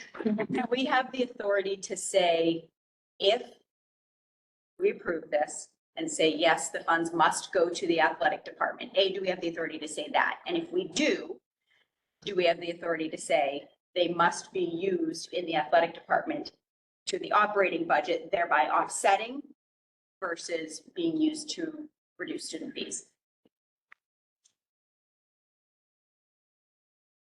You could, based on my experience, this will set up very similar to the facilities rental account. It will be a separate revolving account. Okay. It won't be a direct revenue stream into your budget annually unless you move money in. Okay. We can talk about whether or not it's a good idea or bad idea to have it on. I think it will be a volatile revenue stream.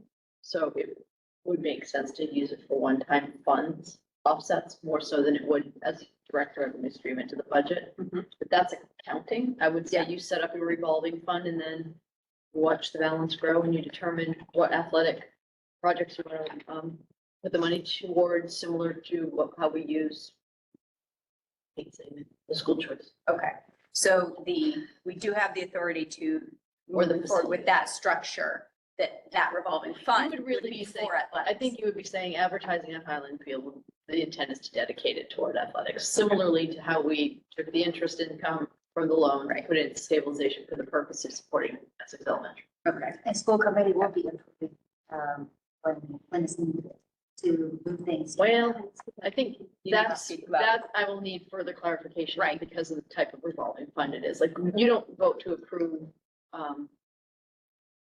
use of facilities. That's true. Go ahead. I think the bottom line for me, I'm trying to be louder and I really feel like I'm yelling, is that the community has repeatedly asked us to look for other revenue sources. And while I am aware that different members of the committee have brought up some possible things that might be challenges, in the end, I am convinced that we have a community member willing to run with this, and we have an educator or RD willing to spearhead the project. And I think we're really lucky and should be grateful and hopeful that, she's able to bring in some great revenue. Because we saw RED just gave us a presentation on the athletics budget. And the one thing we know is that it's really hard to meet the budget with user fees, and user fees are consistently edging upward. And I think if we can offset some of that, that seems like a overall really positive result. Anyone else have input? I agree. Okay, Jake? So while I agree in principle that additional revenue is good, and we should be looking for that revenue, as soon as we start talking about offsets, then it's implying that it's somehow coming back to the whole budget. And I think rather than just for athletics.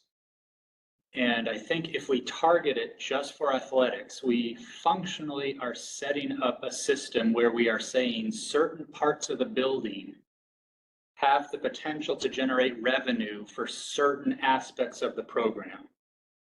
And that's going to be trouble, because athletics have the biggest real estate, but that doesn't mean that the fields or the gym are dedicated just for athletics. They're for everybody to use for all programs. And so if we say revenue from a particular part of the building is for a particular program, who's going to ask next? I know performing arts will, robotics will, I'm sure others will, but they don't have real estate like a field, right? So how? A good portion of facilities rental goes to support the auditorium, reinvestment in pieces in there, supporting a tech to run for light and sound shows. Your point is equity. My point is equity, right? My point is that there's there's the kind of moral issue. Do we want more advertising, right? In many ways, we're trying to prevent that from being the norm in students' lives here in the building, because it's certainly the norms in the world, right?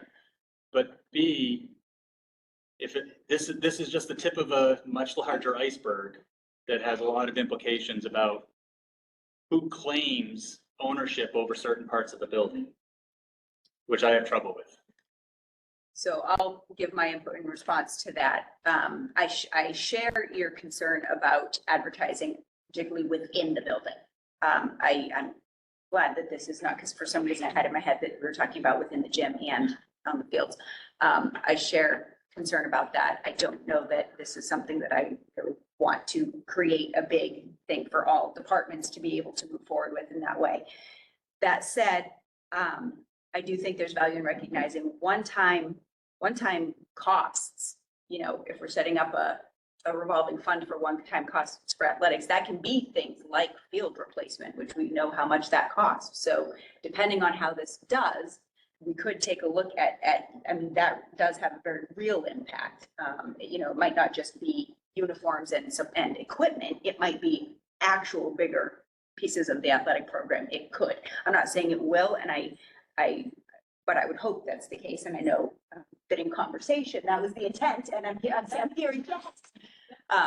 So to my thinking on this, I am in support of this as presented. I'm grateful for the work someone's willing to do. In particular, because we're not right now talking about inside the building. And if we get to that point, it's a different conversation for me.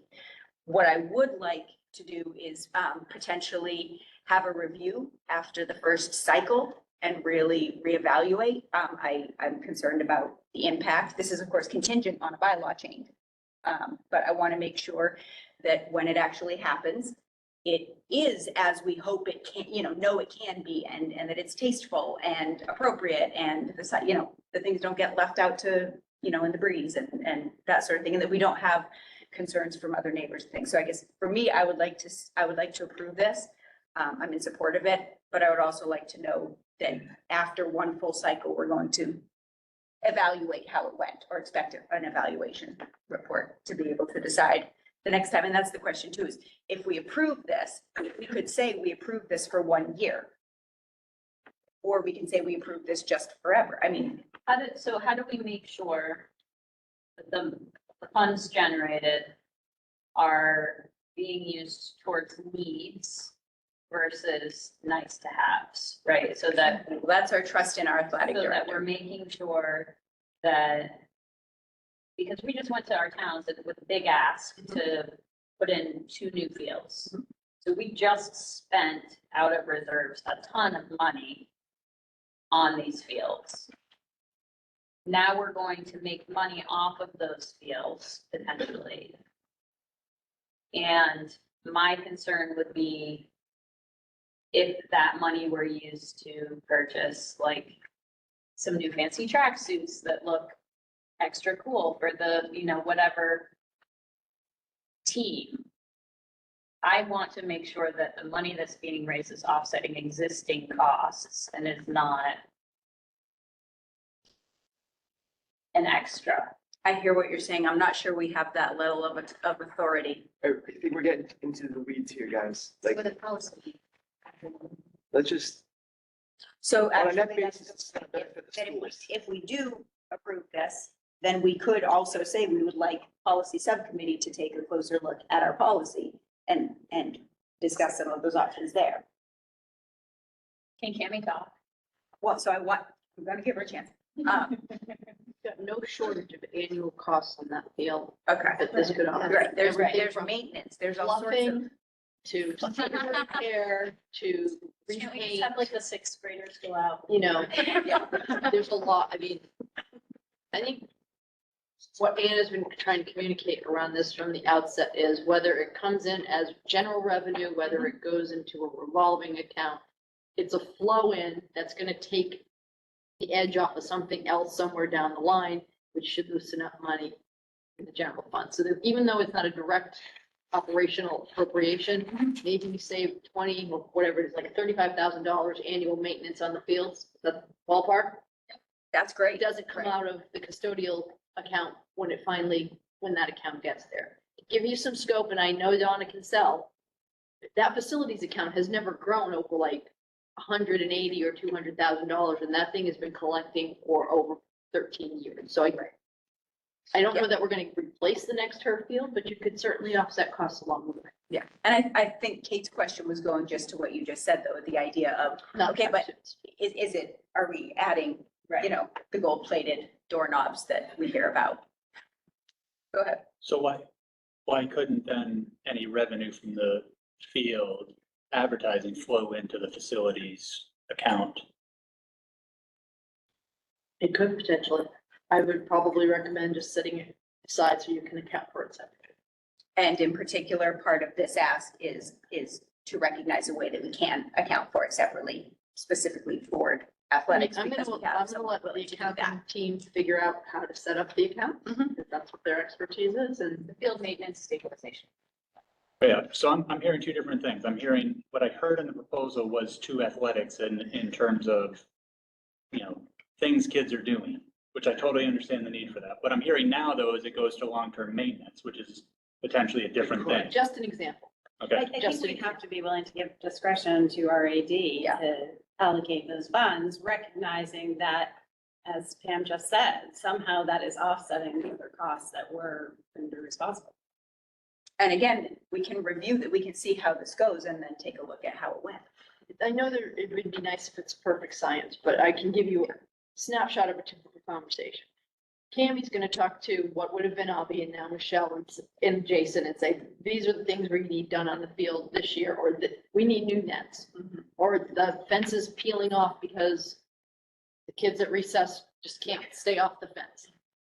Abby's gonna, or Michelle's gonna look at it and say, it's gonna cost us $35,000. We've got X in the small cap line for facilities.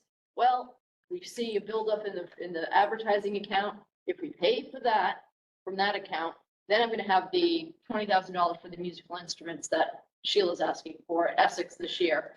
We'll direct those funds there. I mean, every year we're going through hundreds of those conversations about how to make it all balance. So that's how it finds its way back to support the operating budget. One last clarification. If I understand the proposal correctly, Cammie becomes in essence our revenue advertising coordinator. Is that a appropriate role to put a staff person in? That was actually my question to you, is are you comfortable with this proposal, putting that responsibility on Cammie? I'm happy to talk with her again about it. I know she's been advocating for it. Yep. I also know we have assistants in that department that helps with facility rental that can also be assist around this. Then there's assistance from accounting and assistance from the business manager's office. So I don't think anyone's in this alone. So we have a motion on the Very table, correct? We do. Yes, we're in discussion about it right now. I'd like to move the question. Second. Okay, hold on, I gotta follow my. When someone moves the question, what happens? She said I haven't seconded it. I know. I know we did.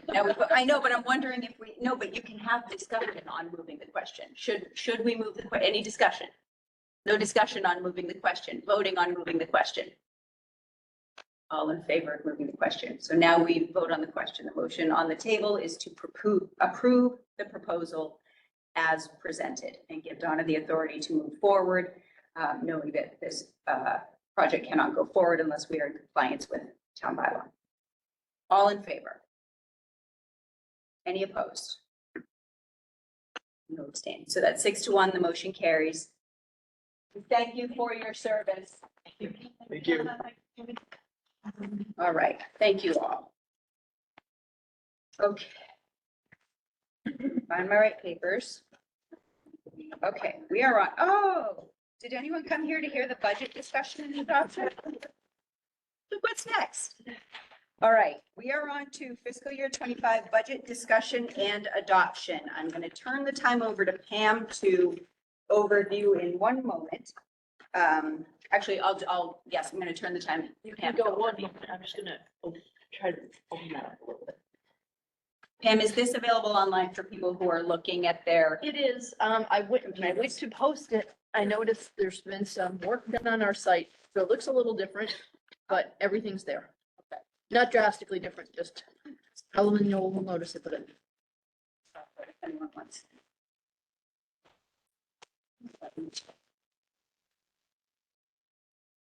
I was just gonna ask if anyone brought Twizzlers.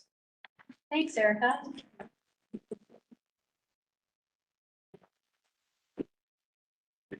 Never throw the Twizzlers. this is not new, but it's more reformatted than there's any really new information on here. So in the packet as posted and what you've had as of this afternoon is really going back to the 12.5 presentation and looking at three scenarios for budget adoption. You know, and I've highlighted what is my recommendation and looks like it's appearing as peach. So what late breaking news last week, Friday, sometime after 3, we learned our final healthcare number for the year is going to be 7.95. So as you know, we were carrying 14.5 as a conservative number, and we went through a couple of bumps along the way where it actually popped up to 15, and our initial renewal was going to be 11.5. So anyway, we went back and forth a little bit, but the very positive news is that it landed at 7.95 for this year. With not a drastic change in our outlook, but some confidence that we've been long-term customers with Tufts and that we're going to continue the relationship. So I think there's some interest in holding our business for another year. So that 7.95 yielded about $280,000 in savings from the initial estimate of what the renewal was going to be, which was put into the budget, the revised budget that went out to you late on Friday. What I've done is taken down the active healthcare line number, but also accounted for our pending negotiation closing that we'll have obligation for next year, and did a set aside of approximately $95,000 for that. That's being held in the longevity and negotiations line. So the balance is having a positive impact on the growth rate and the assessment rate for next year. So if we were to go forward with a carry forward level services budget, which includes no reductions to staff or program in it, the initial budget that was recommended is now a 2.7% growth rate over last year's FY24 budget, and is yielding an assessment growth rate of 2.69. If we went forward with the carry forward budget, you will account for all your contractual obligations for FY25, your health, and all of your negotiating units. It allows for all of the tier 1 staffing and capital that's not schedule dependent to be funded with reorganization and reallocation in the budget. And it would require us to find another $66,000 in offsets or savings. Like I said, I'm watching the utilities line. We have a very favorable renewal. We just don't have a sense of how it's going to play out yet. But there's a potential for some savings there that could be reallocated to the two tier 2 ads, which would be 2 TAs, the library TAs. So you can basically, your carry forward budget is just costing you less because your key variable came in better than forecasted. And I guess I feel like I need to just make a quick aside in that we start our budget process so early that the numbers we get in December, I think we're very clear that they are assumptions and they're conservative based on the information we're getting from our broker. So it's not a surprise that it has come down. It's just now we have an actual number to work with. So we're comfortable blocking it or locking it into the budget. So there's 2 other options for you to consider if you do not, I think, I'll come back. 2 other options on this sheet are your tentative budget that uses a little bit more of the savings from the from the active health renewal adjustment. And that basically accounts for all of our contractual obligations, allows for all T1 staffing, but already dedicates $66,000 for the 2 additional TAs. So that brings your spending up a little higher to 2.93% over last year, and as well as your assessment up 3% over last year.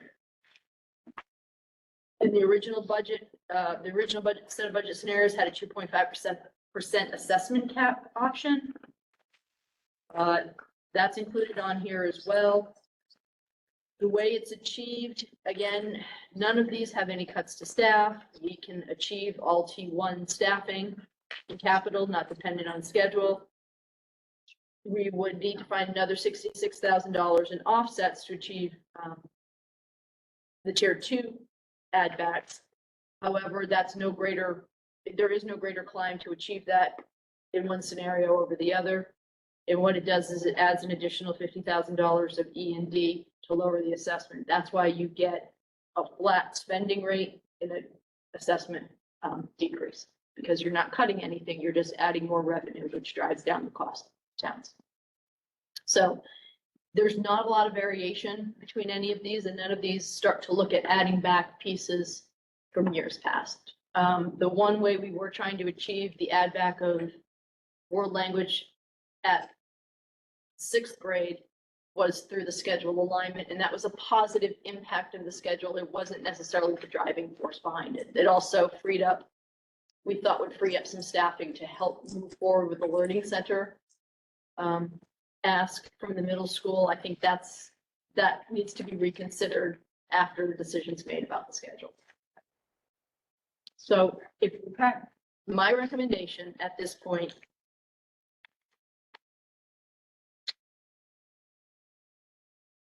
is to maintain the carry forward budget. And I'm going to say that not because I'm not prepared or the team is not interested in reinvesting and looking into our out years for bringing back things.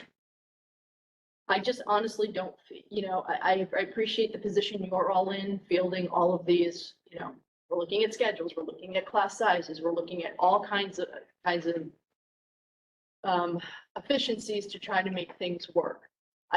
I feel like I would need greater reassurance to start building back that we aren't right back here next year, because nothing has changed. To me, nothing has changed other than we keep identifying efficiencies, which we're not pursuing because that's our interest area, but because we're trying to figure out how to create structures that are sustainable over time. And they don't meet our goals. They don't promote our plan in a way that people can see it. I think they give us the greatest chance to get there from our perspective, but we're striking out with potential options. But I don't know what our course, I don't know what else we're going to look at. We'll come up with something new and creative next year, but what we keep bringing forward really, it continues to perpetuate the debate over the things that make us unique and special and people see value in, whether it's elementary world language, 6th grade world language, a schedule that's designed for the social emotional needs of kids. They're not necessarily the most efficient pieces, but they are choices that we've made because they support our desired outcomes. So if you hear frustration in my voice, we're bringing you things, yes, because we are in this perpetual cycle of feeling like we really don't have many options, and there's really no discussion of what the path forward is to change the course of action from the 2.5. And again, not a judgment. If we have to live there, we have to get more serious about accepting some of the things that aren't desirable to us. So I have a clarifying questions. So we look at the back of this page. Yes. And it says the tentative budget staffing request summary updated. Yep, 2625. And we have the tiers, tier 1, tier 2. So are you saying that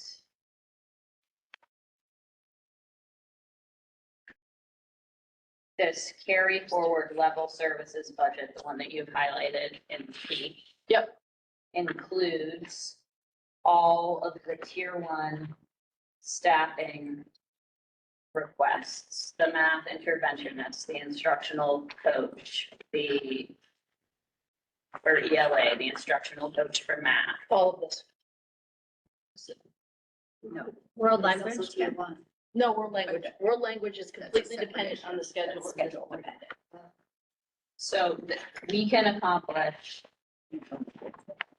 this carry forward budget that includes the instructional coaches at the elementary level Mhm. that our principals have prioritized. Mhm.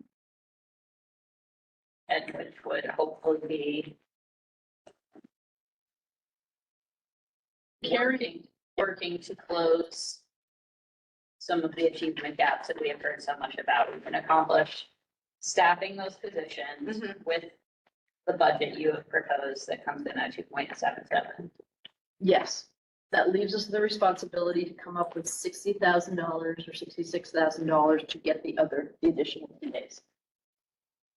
I make a motion to accept the budget as All right, proposed. hold on. Are there any other clarifying questions? When you said the additional TAs, those are the tier two Yep. TAs?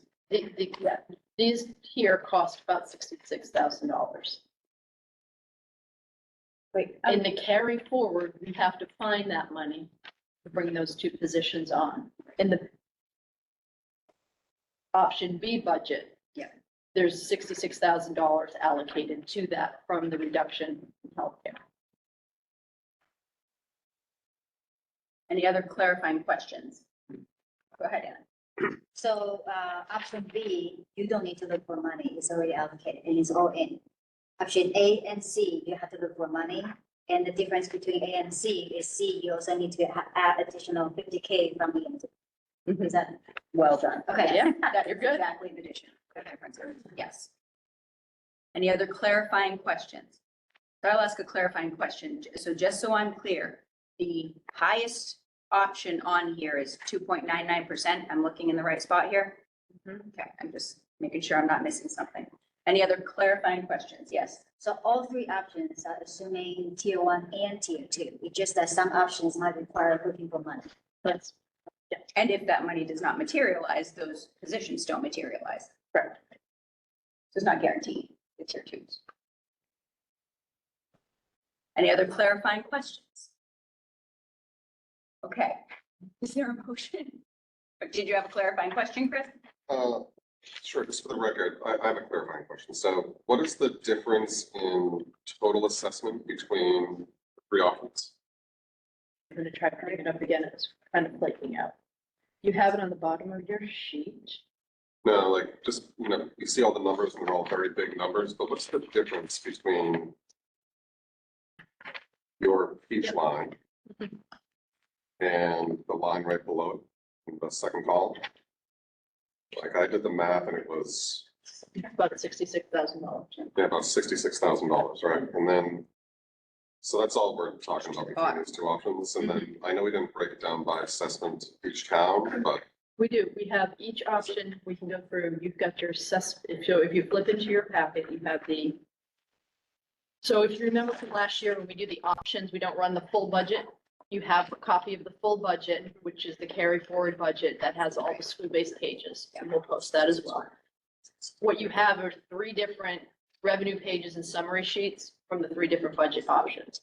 On the bottom of each revenue sheet is the breakdown by town of what the assessment in revenue, what the assessment cost would be. So on the carry forward budget at 2.77, the breakdown in assessment is 254,965 for Manchester and 430,291 for Essex. On the budget that carries all tier one and tier two, see the difference is the 1.847 I don't really want to talk percentage. I want to talk like dollars. The difference would, somebody have the sheet in front of them and a calculator, we can kind of. Yeah, I just did it. So from the Just so I know. top just so I one to know the what bottom we're one, talking about. like from the top one to the bottom one, the difference is 115,000. Right, and from the top one to the second one is 65. So then from the, Pam's to the bottom is like 50 grand. I'll tell you right now, 60. What mine is 630. The biggest change in assessment will be with the 32,000. Yeah. from Pam's to the bottom. So this is only, what, 32. $32,000. Two. Total delta is what, 115, I said? Yeah. This delta is 66. All right, any other clarifying questions? Okay. For everyone watching, I clarified for the committee in advance, we want to make sure that so first of all, we are coming up on our, oh no, we have it posted till 9. So if we're still doing this at 10 of, and someone just setting a little alarm so we can make sure to take a vote on extending. Thank you. So I set the stage for our committee that we are going to do this by Robert's rules. We're going to follow it rather quickly on this so that we can get through this. We've had all of this information. We're now getting new ones answered and we're good. Kate, you had something to say? I make a motion that we accept Deb's recommended budget. So that is the Highlighted in peach. highlighted in peach. Yeah, 2.77. All right, so there's a motion on the table to accept should I say the whole thing in case we voted in? There's a motion on the table to accept the proposed fiscal year 25 budget in total of $30,065,522, which reflects growth of 2.77% spending growth. Is there a second? I will second that. Interesting. Okay. Any discussion? Pam, I'm super impressed that you were able to work these, in my mind, the instructional coaches are the most important addition to staffing and are the key for our, I don't want to put too much weight on their shoulders, whoever they are, if they ever watch this meeting, but are the key to hopefully helping to align our elementary schools. I'm so impressed that we were able to include those in a budget that comes in at 2.77. I am also mindful of the ask from Essex that we come in at 2.5. The dollar amount difference to Essex from us coming in at that 2.77 versus us coming in at 2.5 is $18,800 to Essex. And to me, the value of those instructional coaches who will be focusing on some of our neediest students, including those from Essex, is worth well beyond $18,000. Any other discussion? So I do. And I'm going to take a few minutes to try to create a narrative as I understand it with information I have. So hold on, is this discussion pertinent to the motion that is on the table right now? Because if you're going in toward a different motion, a different direction, you need to make a motion for that. Okay, then I'll make a motion for it. And actually, Pam, you can pull it up then. We're in the middle of a motion. Hold on, before we pull anything up, are you making a motion? Yes, I'm So making a motion. make a motion. Yes, and I'm just telling Pam, I actually have it written out if she wants to pull it up so that Do you not have it written out? I can read it, yes. We need a motion before we can Okay. move into anything else. All right, so my motion, I move that we adopt a FY25 MERSD general fund operating budget. All right, pause, out of order. Point of order.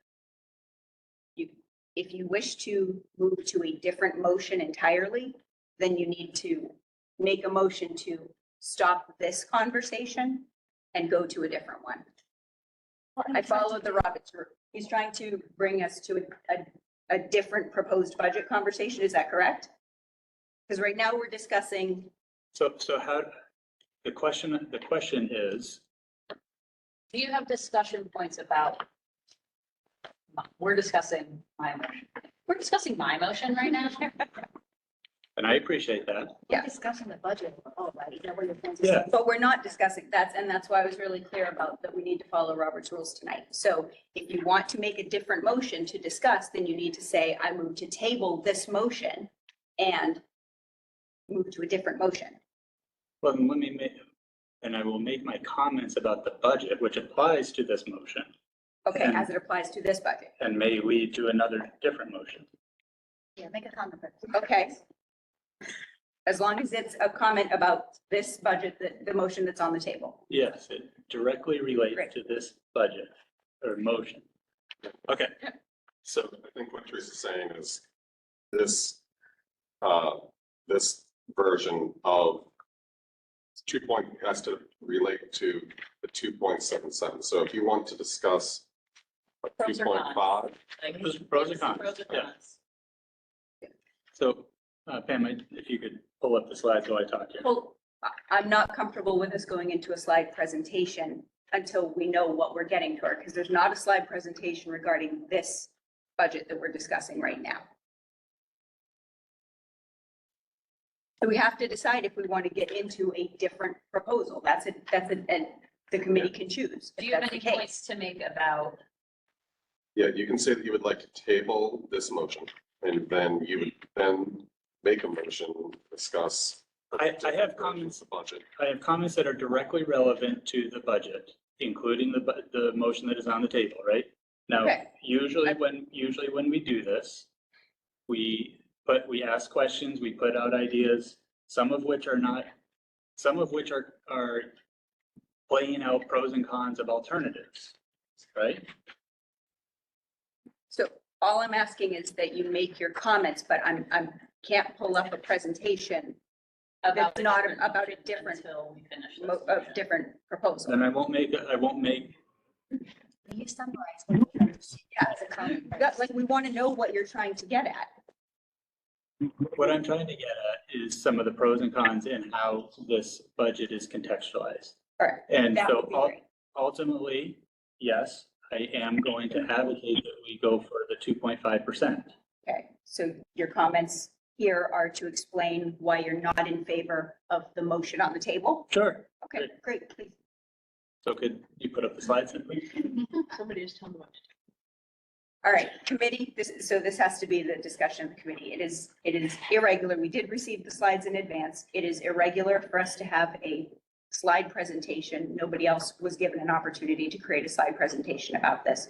We did get them in advance to see it. They're part of my comments.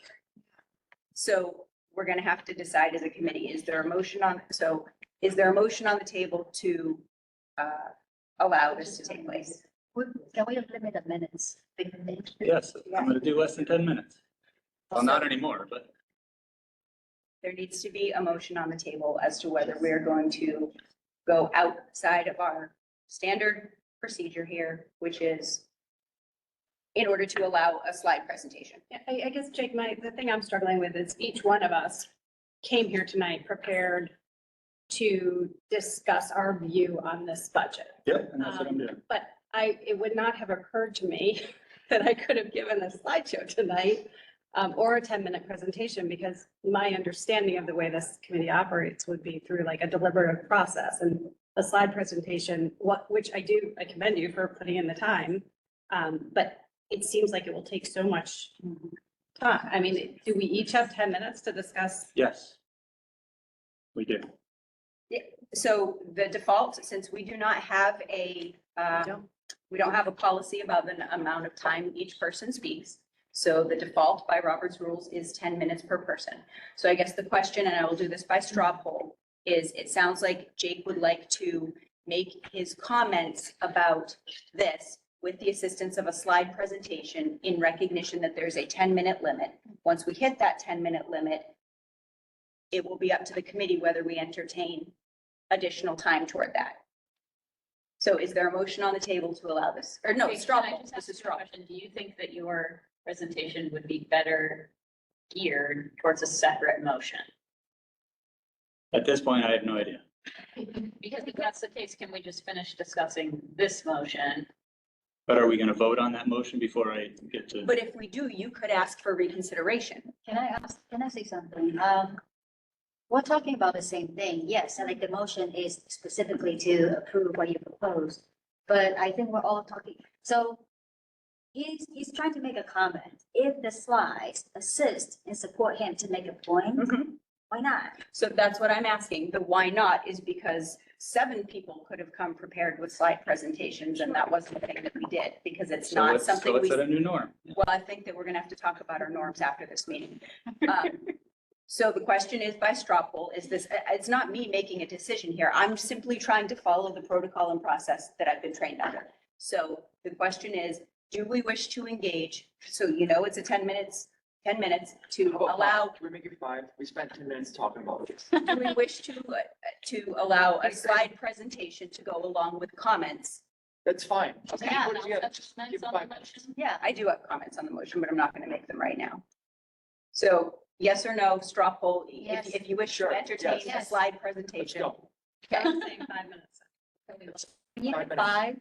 Give some ambiance in the light. There we go. All right, so is that a majority of people who think that, yes, this is a good, we're 1, 2, doing 3, that? 4, 4. I Yeah. didn't vote. No, I abstained. Okay, He so votes. 1, you said yes? 2, 3, 4. Okay, so 4 people say yes. So we are So going yes, do to, the slide. yep, yes to the Great. slides. I think you could be more persuasive about the slides, but go on. Okay, And I'll try to make it more concise. well, you've got 10 minutes. Great, thank you. Thank you all. Sorry, we're up 10 of 5.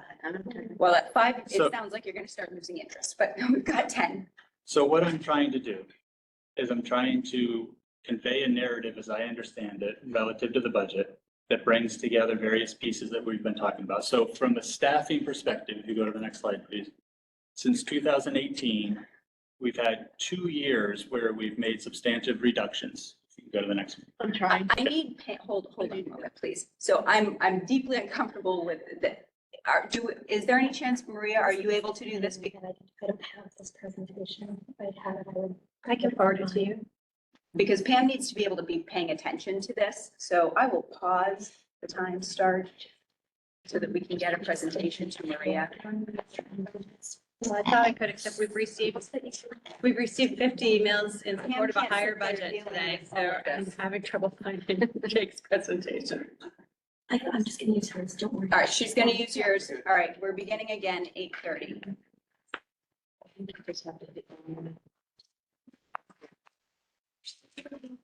We're on. Okay, great. So from a staffing perspective, okay, so that's one key element here. Since 2018, we have made some reductions in only 2 years, really substantive ones. In FY19, we had a substantive reduction where it was mostly non-teaching positions. This current fiscal year 24, we had another significant reduction.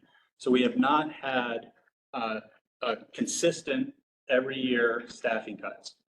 We have, I think this shows that we have been doing our job over the past 7 years of ensuring staffing levels are commensurate and reflect enrollment levels. From a reserve context, next, we have been including E&D in our reserves budgets every year, but we have not been spending that.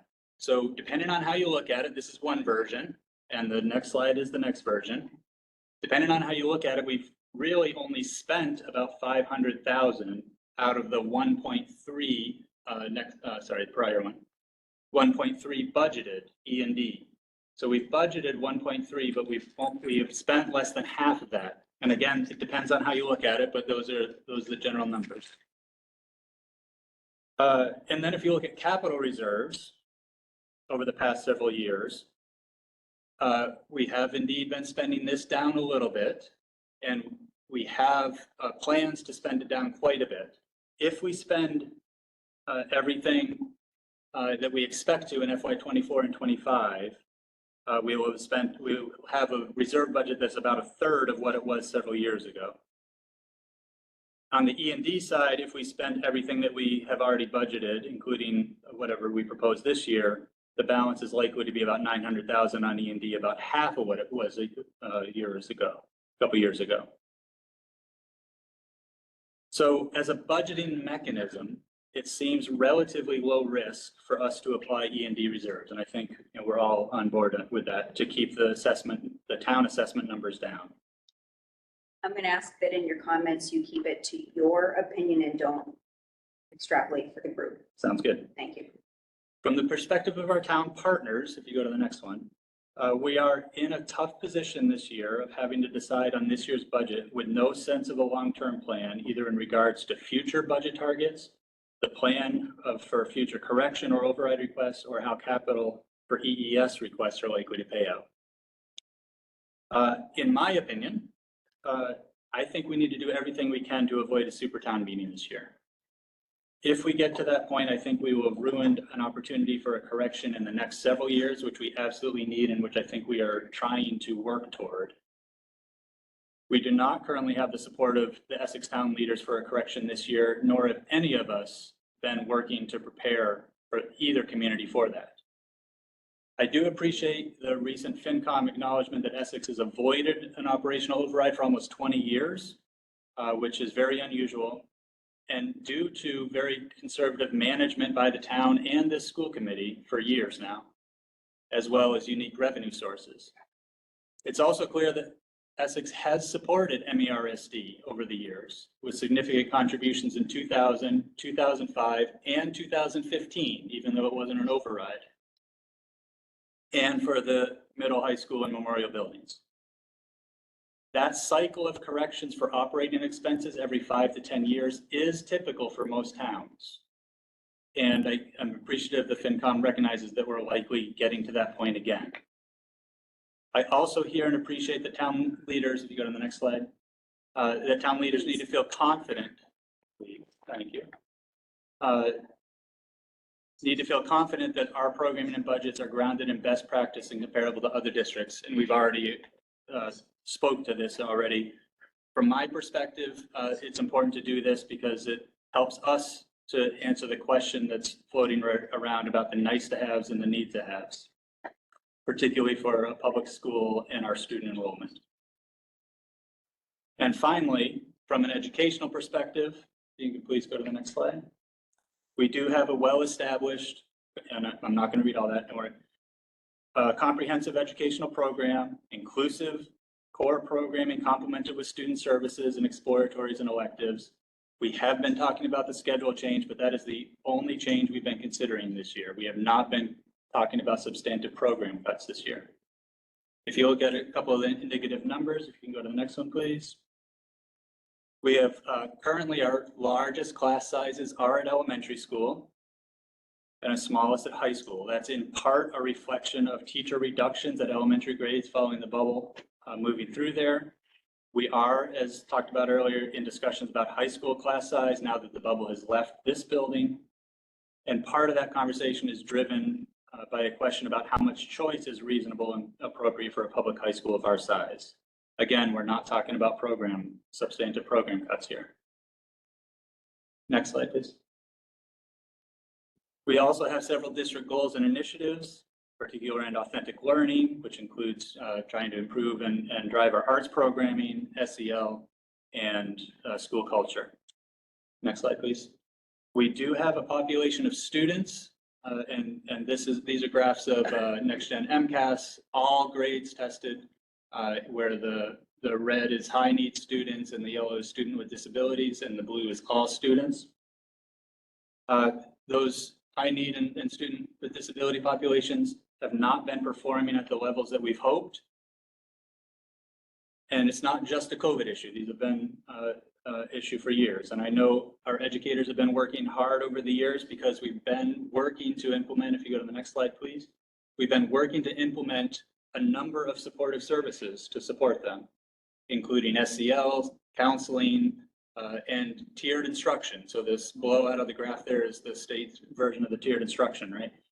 So to build that tiered instructional system, we've been building and putting into place a benchmark assessment platform, personalized practice such as IXL, if your students know that, tiered support services, including district interventionists, additional individualized student tutoring services, adoption of a new literacy curriculum, and so on.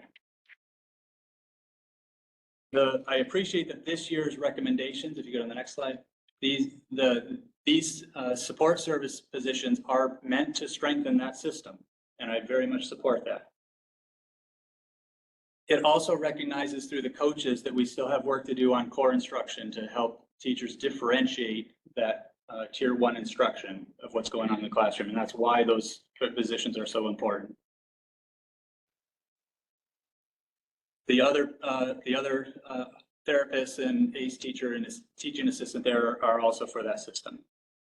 We hope that that will round out that tiered instructional system and show us some change for those students. If in a couple of years, after we implement this, there's still not substantial improvement, then we need to start thinking about some fundamental program assumptions and practices. I am not, however, comfortable with the other recommended reallocations for this particular year.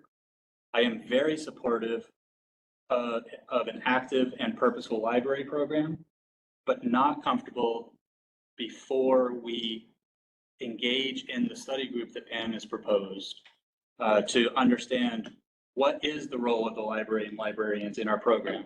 Remember that the reason that it went away is because staff didn't feel that it was contributing to the program, and they need the time to think that through before we reinstate those.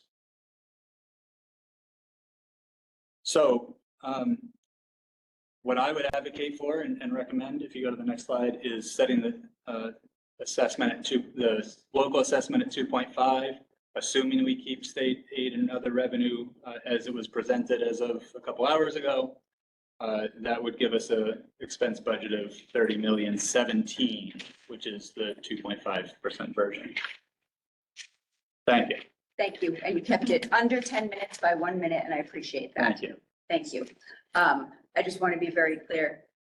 My issue is not with that you clearly put a ton of work into this. I wish we could have had a heads up about this. This is a whole budget or a whole agenda item that we could have done at a different and talked and asked our questions and things, but I very much appreciate. But just so I'm clear, as it relates to the motion on the table, you're not in favor because I'm advocating for a 2.5%. okay, well, let's take off the suggestion motion because we're talking about the motion on the table. So you're not in favor of this because you're advocating for 2.5% based Yes. on all the reasons you just gave. Yes. Okay, thank you. Any other commentary on the motion on the table? Yes, Erica. I am not in favor of Kate's motion simply because I don't think we should require further offsets, reorganizations, or reallocations to achieve what our principals asked for. Our principals made really reasonable and fairly modest requests to us, which we weren't able to consider in full when we started this conversation because doing so would have put us above 4%. So we sort of tabled a bunch of those requests and said, it's just too much to ask our communities for at this time. That said, having received really good news about healthcare, I think we should be directing a small portion of that, which, by the way, we have to recognize whatever way we come out here. Chris made a really good point. We are still well ahead of where we thought we would be. So even I will advocate for the highest budget on there, which is only at 2.99%.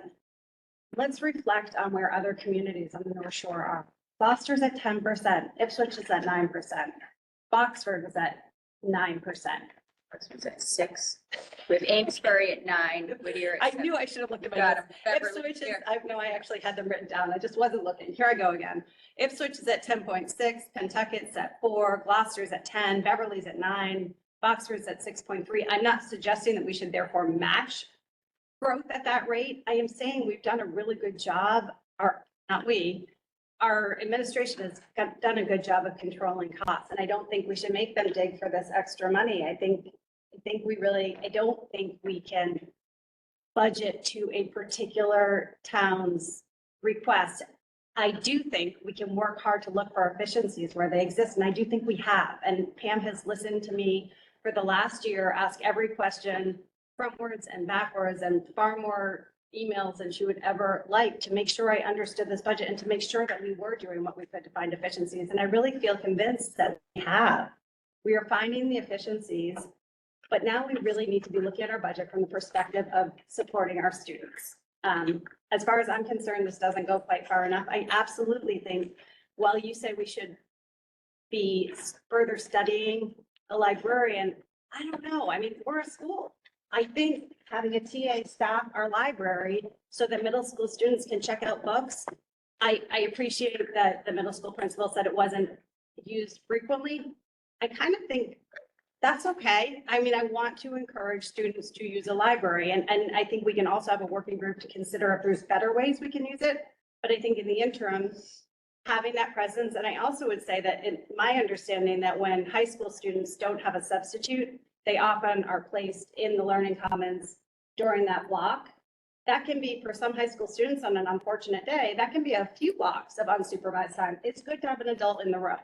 I think that we can, for fairly short dollars, we can afford to do that. So that's why I would, I'm not in favor of the carry forward budget.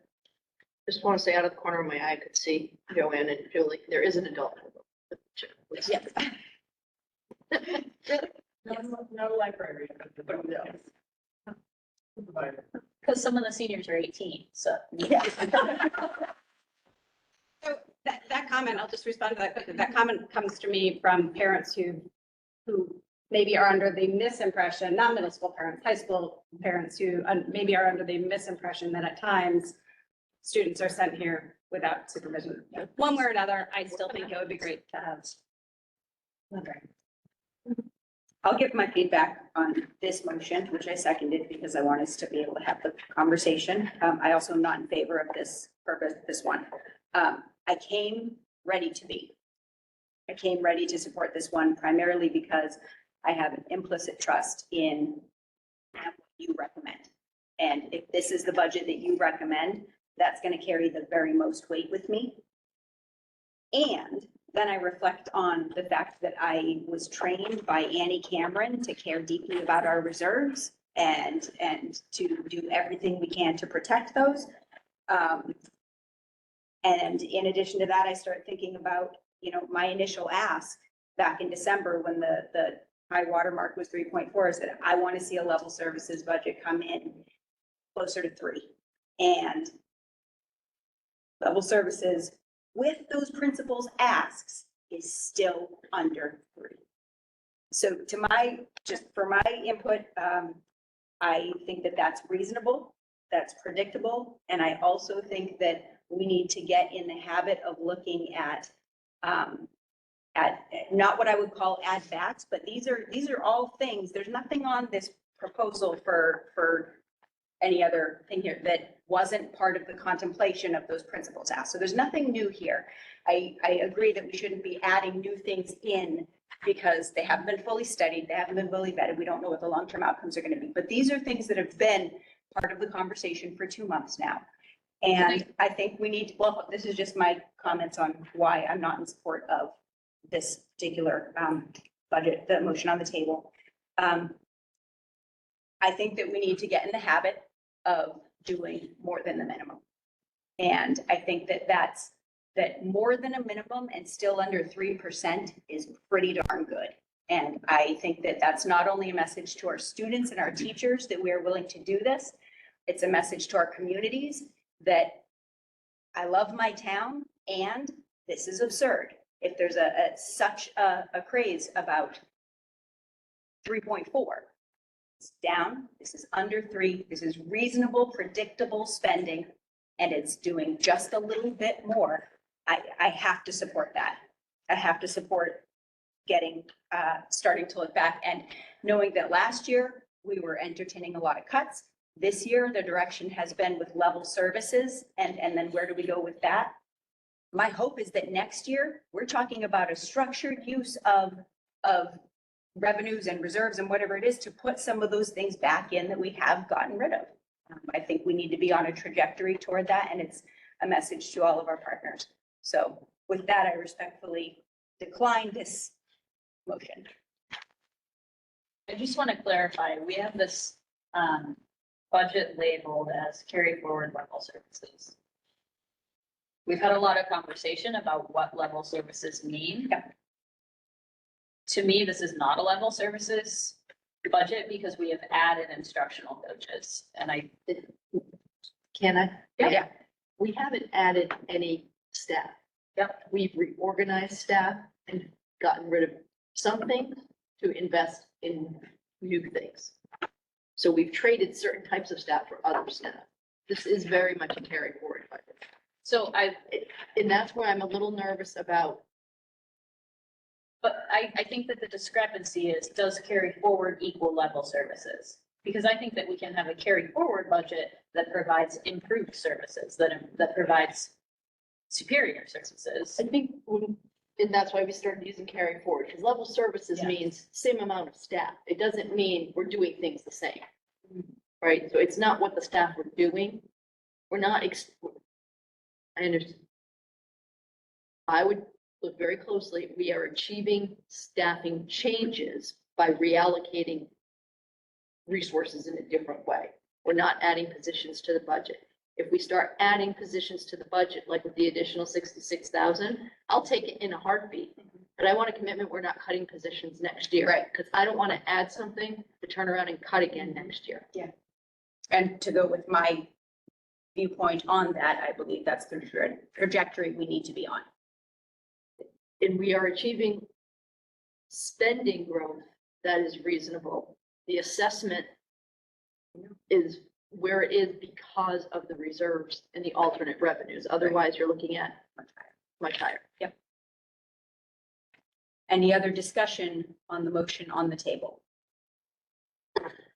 Yeah, I can quickly. So I'm also not in favor of this version of the budget for my reasons, but mostly because I want to make sure that, of the three options that we're deciding on tonight, I want to make sure that we are providing our students, our staff, and Pam what they need in this coming year in very short term, because I look at where we are at these, I know the budget very, very well at this point, and this wasn't what I was in favor of 2 or 3 months ago. So, at this point, I don't see why, 10 minutes before we need to extend, so I don't see why,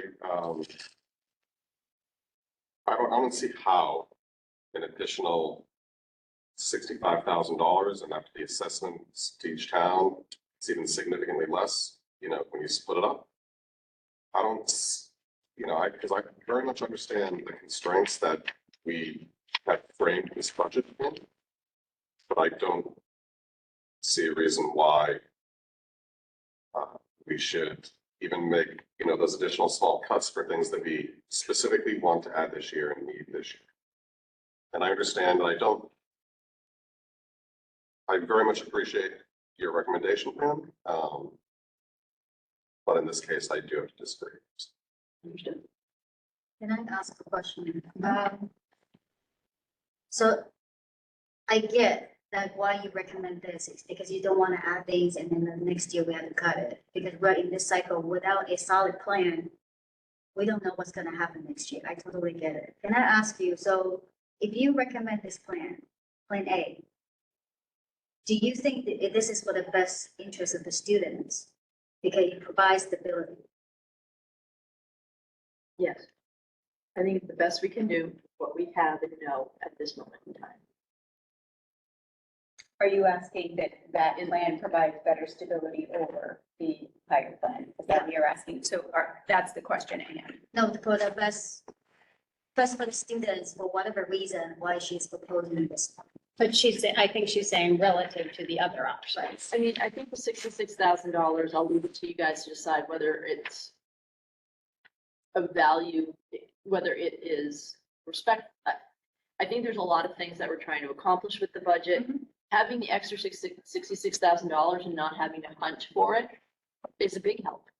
And that if we just start hiring right away, I mean, I like to start hiring known positions after February vacation. I think the stability is important. I also think, the questions, I feel like we have so many conflicting narratives that it's very hard to frame the budget, right? So in one breath, we're saying, oh, you have money at the end of the year. So if we have money at the end of the year, 66,000, I should be able to find it, right? But now we want to add the 66,000 back in because we've found money. So just stability. That's what we're asking for. And I don't think 2.5 is healthy. I don't think you can run a district in a growth model, meaning we're striving for better and new and have eye to the future and how we can improve services. If our time and energy go to countless hours of pouring through potential ways to nip and tuck here and there. But if 2.5 is our reality, we have to accept that and all that goes with it. If 3.5 is the ballpark you want us to work on, we have a method for that. And I think you see that method employed in the carry forward budget, which is despite what some may think, we are always looking for ways to phase out older model or unnecessary or underutilized and use that to propel us forward in another area. So I think we've accomplished that in the carry forward budget. The 66 will take it if you want that. I'm happy to have a 3% budget. 2.99. I get more nervous, 2.9. I would get more nervous if we tried to start adding back. Right. Honestly, I need to go back and talk with the team. I think languages fall pretty high. I would probably place that ahead of library, but I would like to take feedback from my team before I have a real too strong opinion. I think if we're starting to add back program, we need to be prepared to support those programs going forward, and that's automatically shifting the budget upward for next year. And when you say that, you mean committee is ready to support those programs Yeah, going forward. I mean, it's, I apologize for being frank, because it's our absolutely decision. foolish to put $200,000 of staffing back in this year to start this exercise the same way we did this year, next year. But I would say, and so to that, and this is pertinent to the motion at hand, we are still in discussion of the motion at hand. To that point, again, I would just recognize that our committee has come a long way. We know it has not been easy for you. Our committee has been, we've been a lot and we're still finding our footing, but we're actually sort of getting somewhere now. And I feel like what we're starting to get to is an ability to come to a sense of consensus about what we're looking for here. And what I'm hearing in this conversation is that we want you to have some comfort knowing that we're going to support you on this. And I'm sure it'll take time to push you all a step further. Yeah. What we want may not be able to be what we can achieve. Right. And I think maybe I'm more steeled for that than others. Yep. And I have to play that in the back of my mind, which is we can want an outcome. But if we don't achieve it, if that funding isn't there for the level services, I need to be prepared to make adjustments. So when you say if the funding isn't there, you mean if it fails? well, I think I've heard clearly there isn't funding there for anything above 2.5 at this point. But that's outside of our lane. Exactly. That is not our purview. It's It our is purview my to be lane, aware of. because my Yours, lane yeah. is to be prepared for not having the Sure. money to make that budget Yeah, work that's fair. and having to make cuts or Yep. And changes. you can be prepared. Go ahead, Jake. And to build on that point, I think it is in our lane to look to future years. And if we are going to almost bank on going above 2.5% next year, which I think all of us are looking at that, we need to have the goodwill and support of the town to get there next year, to get some sort of correction, whether it's next year or the year after, or some sort of correction. If we burn our goodwill now by forcing a super town meeting, I personally think we just. We're not- Last year, it's not our we choice. voted on a compromise budget last year, and that was. I understand. well. I'm just saying that's one possible outcome, right? We shouldn't be playing politics with its education. I'm not going to make my budget decisions in fear of a super town meeting. The damage has been done. If that's where we end up, it's where we end up. My hope is that with a low budget that under no circumstances is at over 3%, over 2.99%.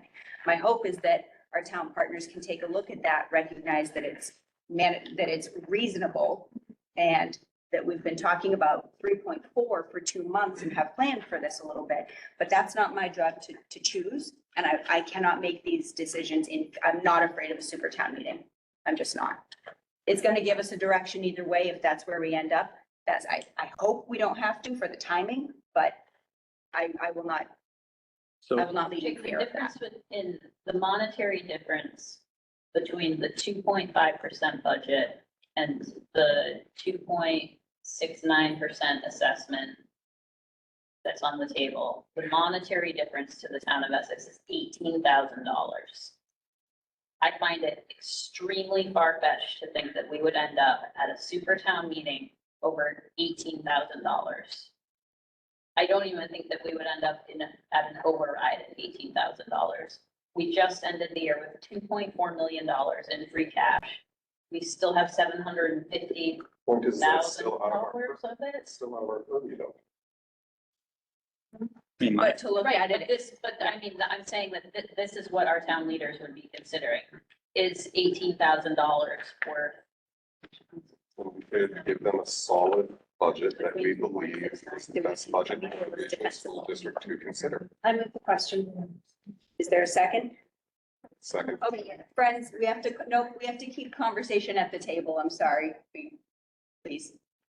There was a motion to move the question. There was a move the question. Was there a second? But you already moved the question, so I need to know if there's a second. I seconded, yes. You seconded. Any discussion about moving the question? So do I make my comment now? Yeah. About the budget, not about No. moving the question. No, about moving the question. So there's no comment about moving the question. Let's vote. Comment is that you haven't had a Yeah. chance to. You say I don't have to comment. Say, you Fine, just say you have that. another comment. Okay, Okay. so Then all we'll in vote. favor of moving the question? All opposed? Okay, Anna, please make your Oh, comment. opposed. Like you, I came in, was going to support you, at the levels of the carrying forward. But I was pleasantly surprised that even the highest is still below 3. And compared to other districts, like everybody was saying, it is a lot lower. But I also understand, Jake, thank you for your presentation. That was actually really helpful to see. And I understand that your push to not going to the super town. I do think that people need to understand the super town is not just about, Essex. It's about the students. Because last year, I remember this exact conversation and Diego made a comment that this is creating a divide in students. And people are stressed and people are actually crying. The teachers are, everybody's crying. So that cannot, so in my opinion, I would like to see a budget that provides stability. And that's why I asked Pam, what would be the best interest of the student and provide the most stability? If we were to approve the 2.99, we got to commit ourselves that we will continue to support whatever program that's part of the 2.99, because we cannot add a foreign language, cut the foreign language, add a foreign language. This will drive people crazy and this drive people out. And same with the librarian, everything else. And so how do we commit ourselves? I would like to comment, to respond to your comment. At 2.69 assessment, adopted assessment, 2.77 spending growth. That also doesn't meet Essex's 2.5% ask. We could still end up in an override situation that fails, that goes to super town meeting. So the only option here is if we choose to artificially suppress the budget to make it to 2.5%, if we choose to add more reserves or use Jake's method of other things to artificially suppress it to 2.5% for the ask of that town, because we're afraid of a super town meeting. But we've already gone through all these discussions. Okay. So my point on that is just that there's no guarantee that we don't end up there anyway.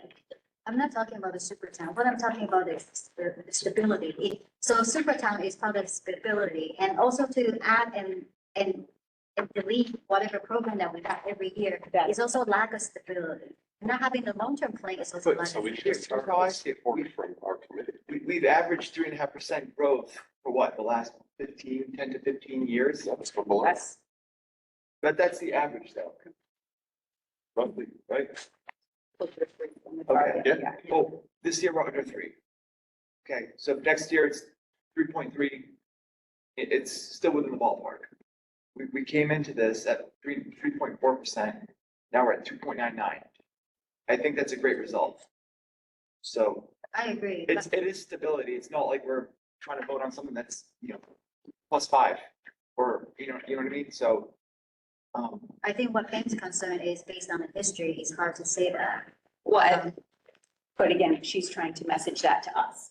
And I think that's what I think we're getting it. Like, support needs to come from us to make that commitment. And not to revisit as a topic of discussion, but the concept in the schedule. Yeah. It's not, there are trade-offs, Yeah. but it would create a landing path for managing this over the future years. Those are the concepts we're trying to think about. Right. In terms of managing people's students' perspective, faculty perspective, and financial realities that we don't really have much control over. Right. So it's on us to be clear about what we want a trajectory to be for you, like what we are encouraging. So any further discussion on the motion as it stands? Okay, the motion is to approve the fiscal year 25 budget as presented, as the carry forward budget as presented. All in favor? All opposed? That's 1 in favor, 6 opposed, the motion fails. So option A, no. Option A, no. So we need to vote this. It's 9:03. So we're gonna, Motion to extend. second. All in favor? Okay. For how long? You want to say another one? I think we need to get through this. Is that reasonable to everyone? Yes. Okay, I would like to suggest option B. so you say, I would like I to, mean, can we just talk about it and then I can make a motion? can't work that way. I would like to make a motion to. Wait, John was gonna do it. Were you gonna make I'll a make motion? that motion for So- option B. However, instead of the two library TAs, I'd like to see in lieu of that, the world language. So it doesn't work like that. So let's get a motion and then we can discuss adaptation. In discussion, we can Okay. talk about the different pieces of it. So this is gonna sound a little short, Yeah. but school committee approves the budget. Right. total. We don't Not get what to goes- determine. Got it. Yeah. Okay, would you like to make a motion though? Because I would Sure. have you make a motion. I make a motion to approve Fiscal the year 25 fiscal 25 budget in the amount in of the amount of $30,130,522. Is there a second? That's my first motion ever. I know, that's what I'm excited for you. Discussion. I'm in favor for all the reasons I said. Same. Any additional discussion? I would just say, just to echo what everybody's saying, we have come a long way as a committee. Sorry, yeah, we're still not talking loud enough, sorry. Sorry, it's okay. I was just gonna say that as a committee, we have come a long way. Yeah. And just thinking back last year, exactly the same time, how we were discussing the budget and how we are working as a group, I do feel very proud that we have come to, this point. And the fact that even the highest 2.99 is very reasonable in my opinion, compared to, the 3.04 or whatever other, the previous version that you proposed before. I feel pretty good about it. I do want to, and like you said, I do think that we are turning in a point that we are working better together and then trying to make things happen better. So I have hopes what will come to maintain that stability in the programming, in the budget, in whatever that we can do. So you in favor? Yeah. Anna and I agree on something, folks. Someone Yeah. mark this. Can I make my comment just because it's on the heels of what she just said?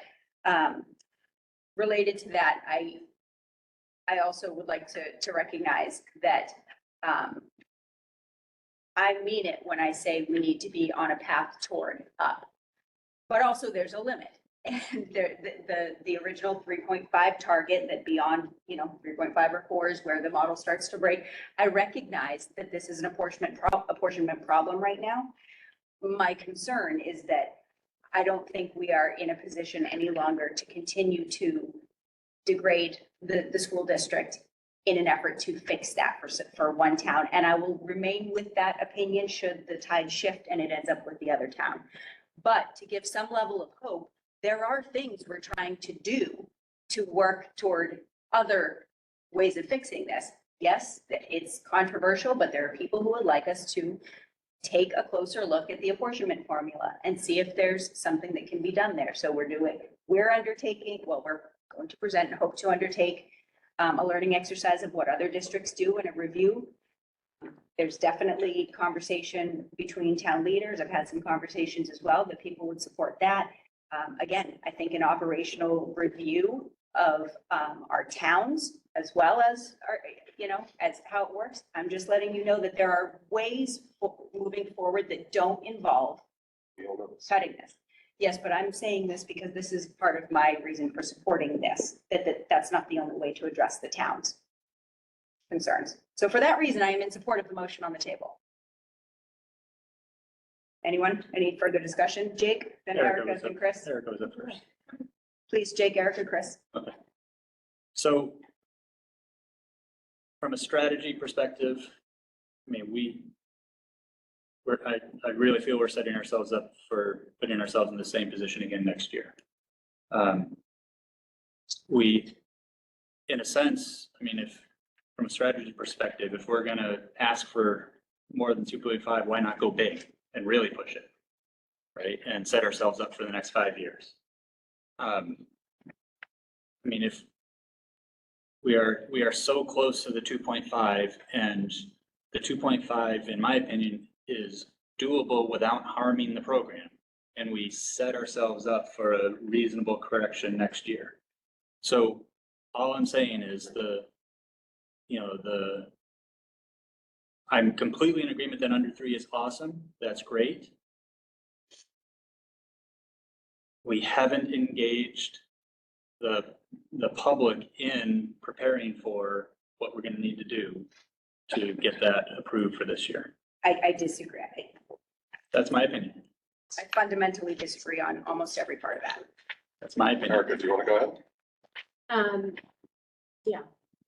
I'm not going to respond to that because I have too many different thoughts, but I guess I want to say that I know, I'm sure our town partners in Essex are disappointed by this decision, but I also want to acknowledge that I know many Manchester constituents who will be disappointed by this decision. We have been asked, and I hope leaders in both towns are listening, that this remains an impossible dilemma to satisfy what 2 towns are asking us to do. So the best I can do is try to find, of the options presented, the one that best serves our students. But I want to acknowledge that someone came to our office hours tonight and she talked about a lack of optimism, a pessimism that's sort of within the school environment right now. Not for me. What's that? Not from you. Not from you.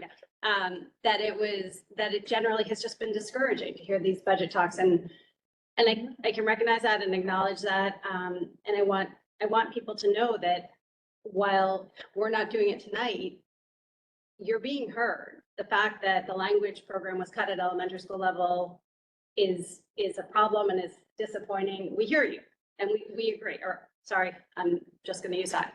I agree. It's disappointing. The fact that classes at Memorial have gotten as big as they are and are starting to exceed our targets, I agree. It's disappointing, and I think it's something we need to address. So I think these things remain on our radar. I hope that we are in a better place to start really targeting how we go about addressing them more holistically.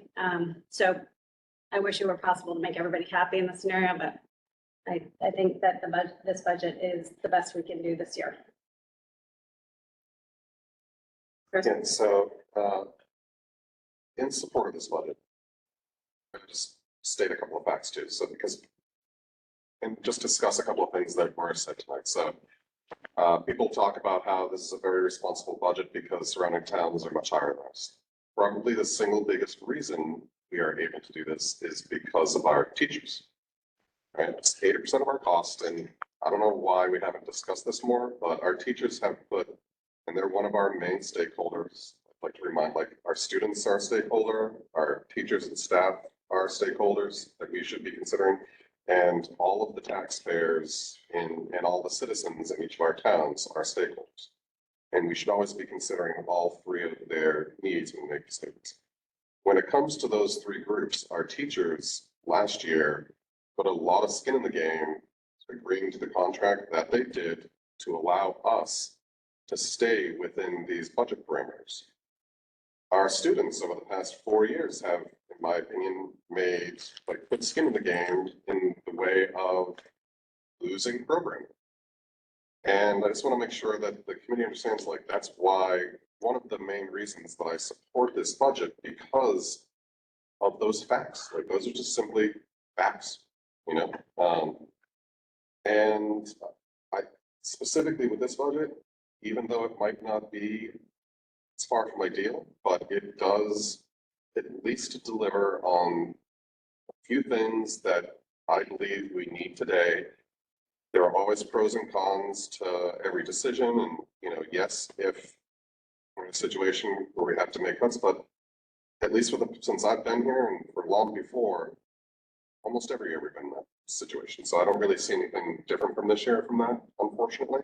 And until we fix the larger structural issues of how we create budgets and how our, one of our main stakeholders are, every citizen of both our towns decides they want to support, these decisions, then we're going to be in this boat. But at a minimum, I do support this higher budget because it does give us the flexibility to at least add some things that I think are critical this year. Contract hasn't gotten enough airtime. Anyone else? Discussion on this point? Go ahead, Anna. So I mentioned to you this before. So last year, same thing. But then we said that, well, the budget for next year, it starts tomorrow, but it didn't. It didn't start till September, October, because many reasons. So I wonder if we can change the way that we're doing as a school committee to put more effort after the budget is adopted. There's still a lot of time between now and the next budget cycle starts. There's so much work to be done to look at the apportionment, to look at whatever other things. I do think that we need to start doing the hard work instead of just keep talking about it. And we are going towards the right step because we are putting everything on the table right now, and there's all the different options like scheduling. But we need to start looking at things as well to kind of start planning multi-year, so we don't have to come back to this. What's that again? Planning multi-years for years and years forever. Since Pam started, we've been planning multi-years. We're only planning multi-year. It's only at a super high level. And 4 years ago, we talked about the need to have a correction last year, 5 years ago. We were planning for 4 years.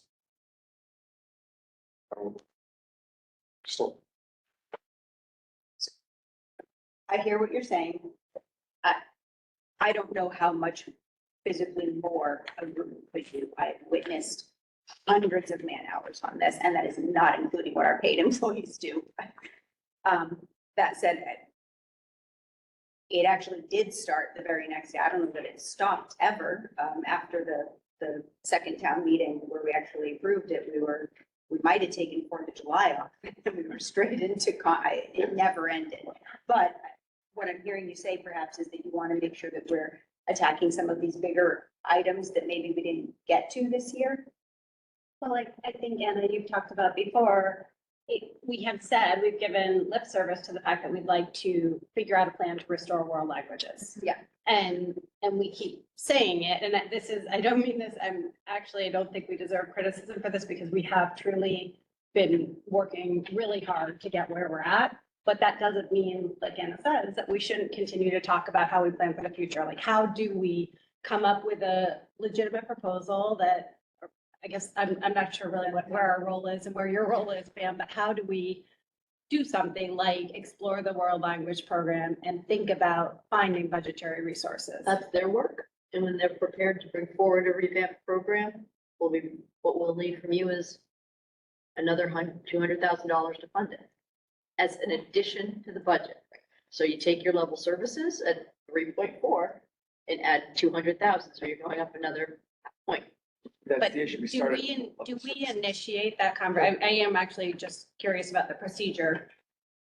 We hear this a lot from our community members saying, when are you guys going to look at this? And is the actual answer to that, please direct those questions to the administration? It's not, Yeah. because I have always understood that we also have to undertake some portion of this study or consideration. I think the part We we need to undertake is the funding, is for them to feel confident that if they went through the process of creating a plan, there would be funding. And if we're talking about cuts every year, there's no way. So if we create a trajectory towards some sense of good faith that we're going to support a thing, they might be more confident in that. So I think maybe that's what I was talking about. That makes sense. Thank you. I was misunderstanding. I thought you were talking about some other budget specific kinds of things. It's very broad. And does that have to do with this motion? What? I'm I not. think it was relevant. Right, you have, I just want to say on this point of, I mean, we have other things in our strategic plan that also will take money. Revamping and enhancing our performing arts program, for example, right? Yeah. To Anna's point, we currently have no long-term plan for anything, right? We're every year we come to this, like, where are we gonna needle $100,000 here and there, right? We need to start thinking more strategically, long-term with the towns, so that we know that there can be a correction in there somewhere where we can add. And I want to be very clear, I am very supportive of a strong education, right? But I'm taking this position at this moment in time because I think the only way we can get support for that kind of a correction is if we manage this year in such a way that we rebuild those relationships so that we can get agreement and support for that bigger correction. and my pushback to that would be, we cannot run a district counting on a correction. We learned that last year. Right. And We have to do what's right, given what is within our purview.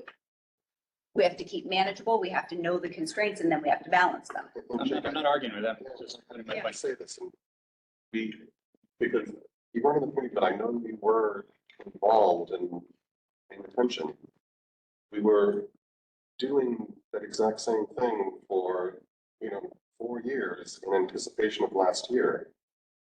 And, the committee at the time, gaining goodwill, doing our things, working together, and it didn't turn out to work, right? So in my mind, the definition of insanity is doing the same thing over and over again and expecting different results. So I think we need to take an actual different approach than what we were doing the last time, building up to a possible correction. So I'm with you on that, but I unfortunately only see that one part of the discussion that you're bringing up, that one part, it doesn't seem, in my personal opinion, doesn't seem like it was the best way to get there, I guess. I'm actually in 100% agreement with you. Yeah. To me, what we're doing right now is the same thing we've done for the past 4 years. How is that a different approach? I disagree wholeheartedly, but I'm not going to comment on it further because it's not pertinent to the motion at hand, but I absolutely disagree. The only thing I would say is, Jake, in this year especially, the difference between the three scenarios, or the two scenarios that we're looking at now, is almost immaterial. Especially after apportionment. Move the question. Is there a second? I'll second it. Any discussion on moving the question? All in favor of moving the question? Any opposed? So we're all in favor of moving the question. The motion on the table is to approve the fiscal year 25 budget in the amount of $30,130,522. All in favor? All opposed? 4-3, the motion carries. Higher. Oh, like what happened there? You wanted it higher. Got it. 4-3, the motion carries. And we have a budget. And tomorrow we'll get full inboxes or whatnot, and we recognize that compromises have to happen, but Can you also Would put you the like to say? capital budget? Yes, so the capital budget, we also need to approve. I need to find where to put the language. Go So ahead. while looking, can you maybe clarify about the Just feasibility as study? presented, Where is does what it I go? can say. You want to Sorry, answer that Anna, question or no? Can you say that one The louder? capital budget. and then- Okay, can you So- clarify the feasibility study cost, which is about 200,000 this year, or next year? We don't know that. Oh, we don't know, whatever. So where would it be? Would it be incorporated into the capital budget, or would it be, how would that be handled? I'll say this, the capital budget has nothing to do with reserves. The capital budget is all about debt management for all of the bonds and loans on these two facilities. So the middle high school and the Memorial School, and hopefully someday the Essex Elementary School. So it's just an accounting, and this is my layperson's. Yep. It's an accounting of what we owe, what the assets are, and how we pay for it, and what that fee schedule is, because that gets set with the towns separately under different formula. So that's what that is, and then we can go to feasibility after. and we're done. Remind me for the language on this. You could Complete say day as capital presented. budget as presented. Okay, so is there a motion? So moved. So we have a motion by Jake to approve the capital budget as presented for fiscal year 25 that was seconded by Anna. Any discussion? All in favor? That's unanimous. Okay, capital budget's approved. So pause 1 second. We're going to get to your question. We are into school committee comment at this point. Like to state your question. You wanted to know about. I already got an answer. Oh, you did? Okay, sure. Jake, I appreciate the work that you put into the presentation. I think that in the future, if we have a member who's going to be presenting, and I don't know where we draw the line, but I think that we deserve enough of a heads up that anyone else who wanted to prepare such a presentation would also be able to, and that we can schedule it into the agenda so that you can get the time that you need to fully present your ideas. So I think this is worth a conversation because I took it as those are my comments. Right? And so I did send it. It got sent around. I assumed that Well, was. that sent this morning. Just today, yeah. Okay, No, we I- got stuff from Pam an hour ago, right? So, I We mean, did get- the point is, it's worth a discussion, right? What counts as committee member comments? Yeah. Right? And how do we, I think, yes, there has been kind of a precedent set, but there is a lot of flexibility for all of us, right? We are all here as equal members. Yeah. Right? And so it's incumbent on us to understand what our authorities are, what our responsibilities are, and our opportunities. Yeah. And I take my membership here, an opportunity to have my comments. I had 10 minutes, right? To use it as I see fit. That should be honored from all of us. I So would just say that if there are materials to be distributed and that are going to become public record, that they are, the Then we- expectation would be that they're distributed on the same timeline that we would normally request from Pam or Avi, which would be the Thursday or Friday before. So I think this, I don't want this to turn into a whole debate tonight. I think that let's say that we do need to have an agenda item at some point in the next couple of meetings to discuss this kind of protocol. My issue is not with having information or having a presentation, or even adjusting and recognizing different rights and responsibilities within the committee. My issue is that we keep coming upon these problems in the moment, rather than being able to ask the question in advance and deal with it. And when we have a packed agenda, it's not the best time. Nobody's in the headspace for adapting to that. I spent 2 hours today dealing with, okay, what can be done here and how can I support allowing this to take place, but also follow the process and the rules that we actually do have to follow. So let's have it as an agenda item coming up so we can establish some protocols that the entire committee agrees upon. that a majority of the committee agrees upon and we choose to adopt. But so it's fair for everyone to actually know what the expectation is. I was just gonna say that we're too hard on Jake. I personally think it's not a big problem. It's part of his, comment. Everybody can disagree, but, we should be flexible and then we should be open-minded to hear people out and instead of limiting people in a certain way. We receive material the same day or right during the presentation all the time during the meeting. So I personally think that we need to be more flexible. So we can have that conversation. Show up with a 10-minute presentation. I can't manage a meeting that way. And so I keep getting like conflicting info. I would just talk to SC about, it's kind of the purview of the lanes. There's comments, then there's budget recommendation, then there's a presentation on date. I just have to come up with who does what, Yes. who is responsible for what, and then kind of go forward from there. Yeah. So we need to All establish reasonable. a You just time have for to that. come It's up all with something reasonable. There's nothing wrong with any of that. We just have to establish it since it continues to come up. It hasn't come up in the past, so we're in it now. Any other school committee comment? Pam, thank you. Well, I don't think I answered the feasibility question. I didn't think so either, but she I said think she it's got things the to answer. preserve, that it's It not. was, no, all I was saying is the capital budget has nothing to do Yeah, with yeah, the yeah. reserves. I think stabilization I would come out of stabilization at this point. And we'll be dealing with that for sure. I'd like to make one quick comment. This actually goes to what you said, Anna, about long-term planning. We voted on a budget tonight. That's actually, budget season is still far from over. But I would call upon every member here to think about how we want to approach the budget next year. And what is important. Are we going to approach a budget from a lens first of students and what's best for the school, right? And we need to decide at a very high level. That can mean a lot of things, but at a very high level. And really mean, are we going to support funding what we want? And we need to define that, at least among us, a little bit, but most of the work, I think, is individually, because we get mired down in the devil of the details. And in my opinion, we don't need to do that. That's what we have administration for.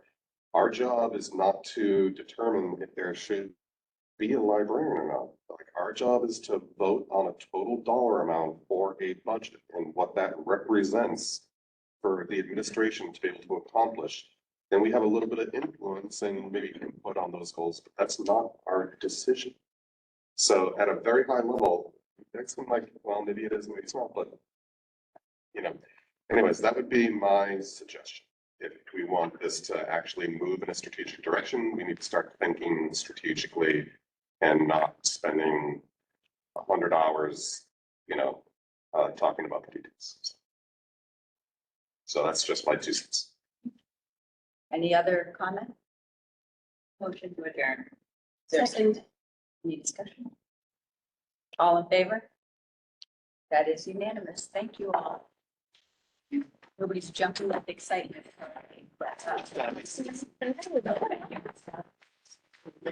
If I want to go there, I don't have to call you in the resolution. If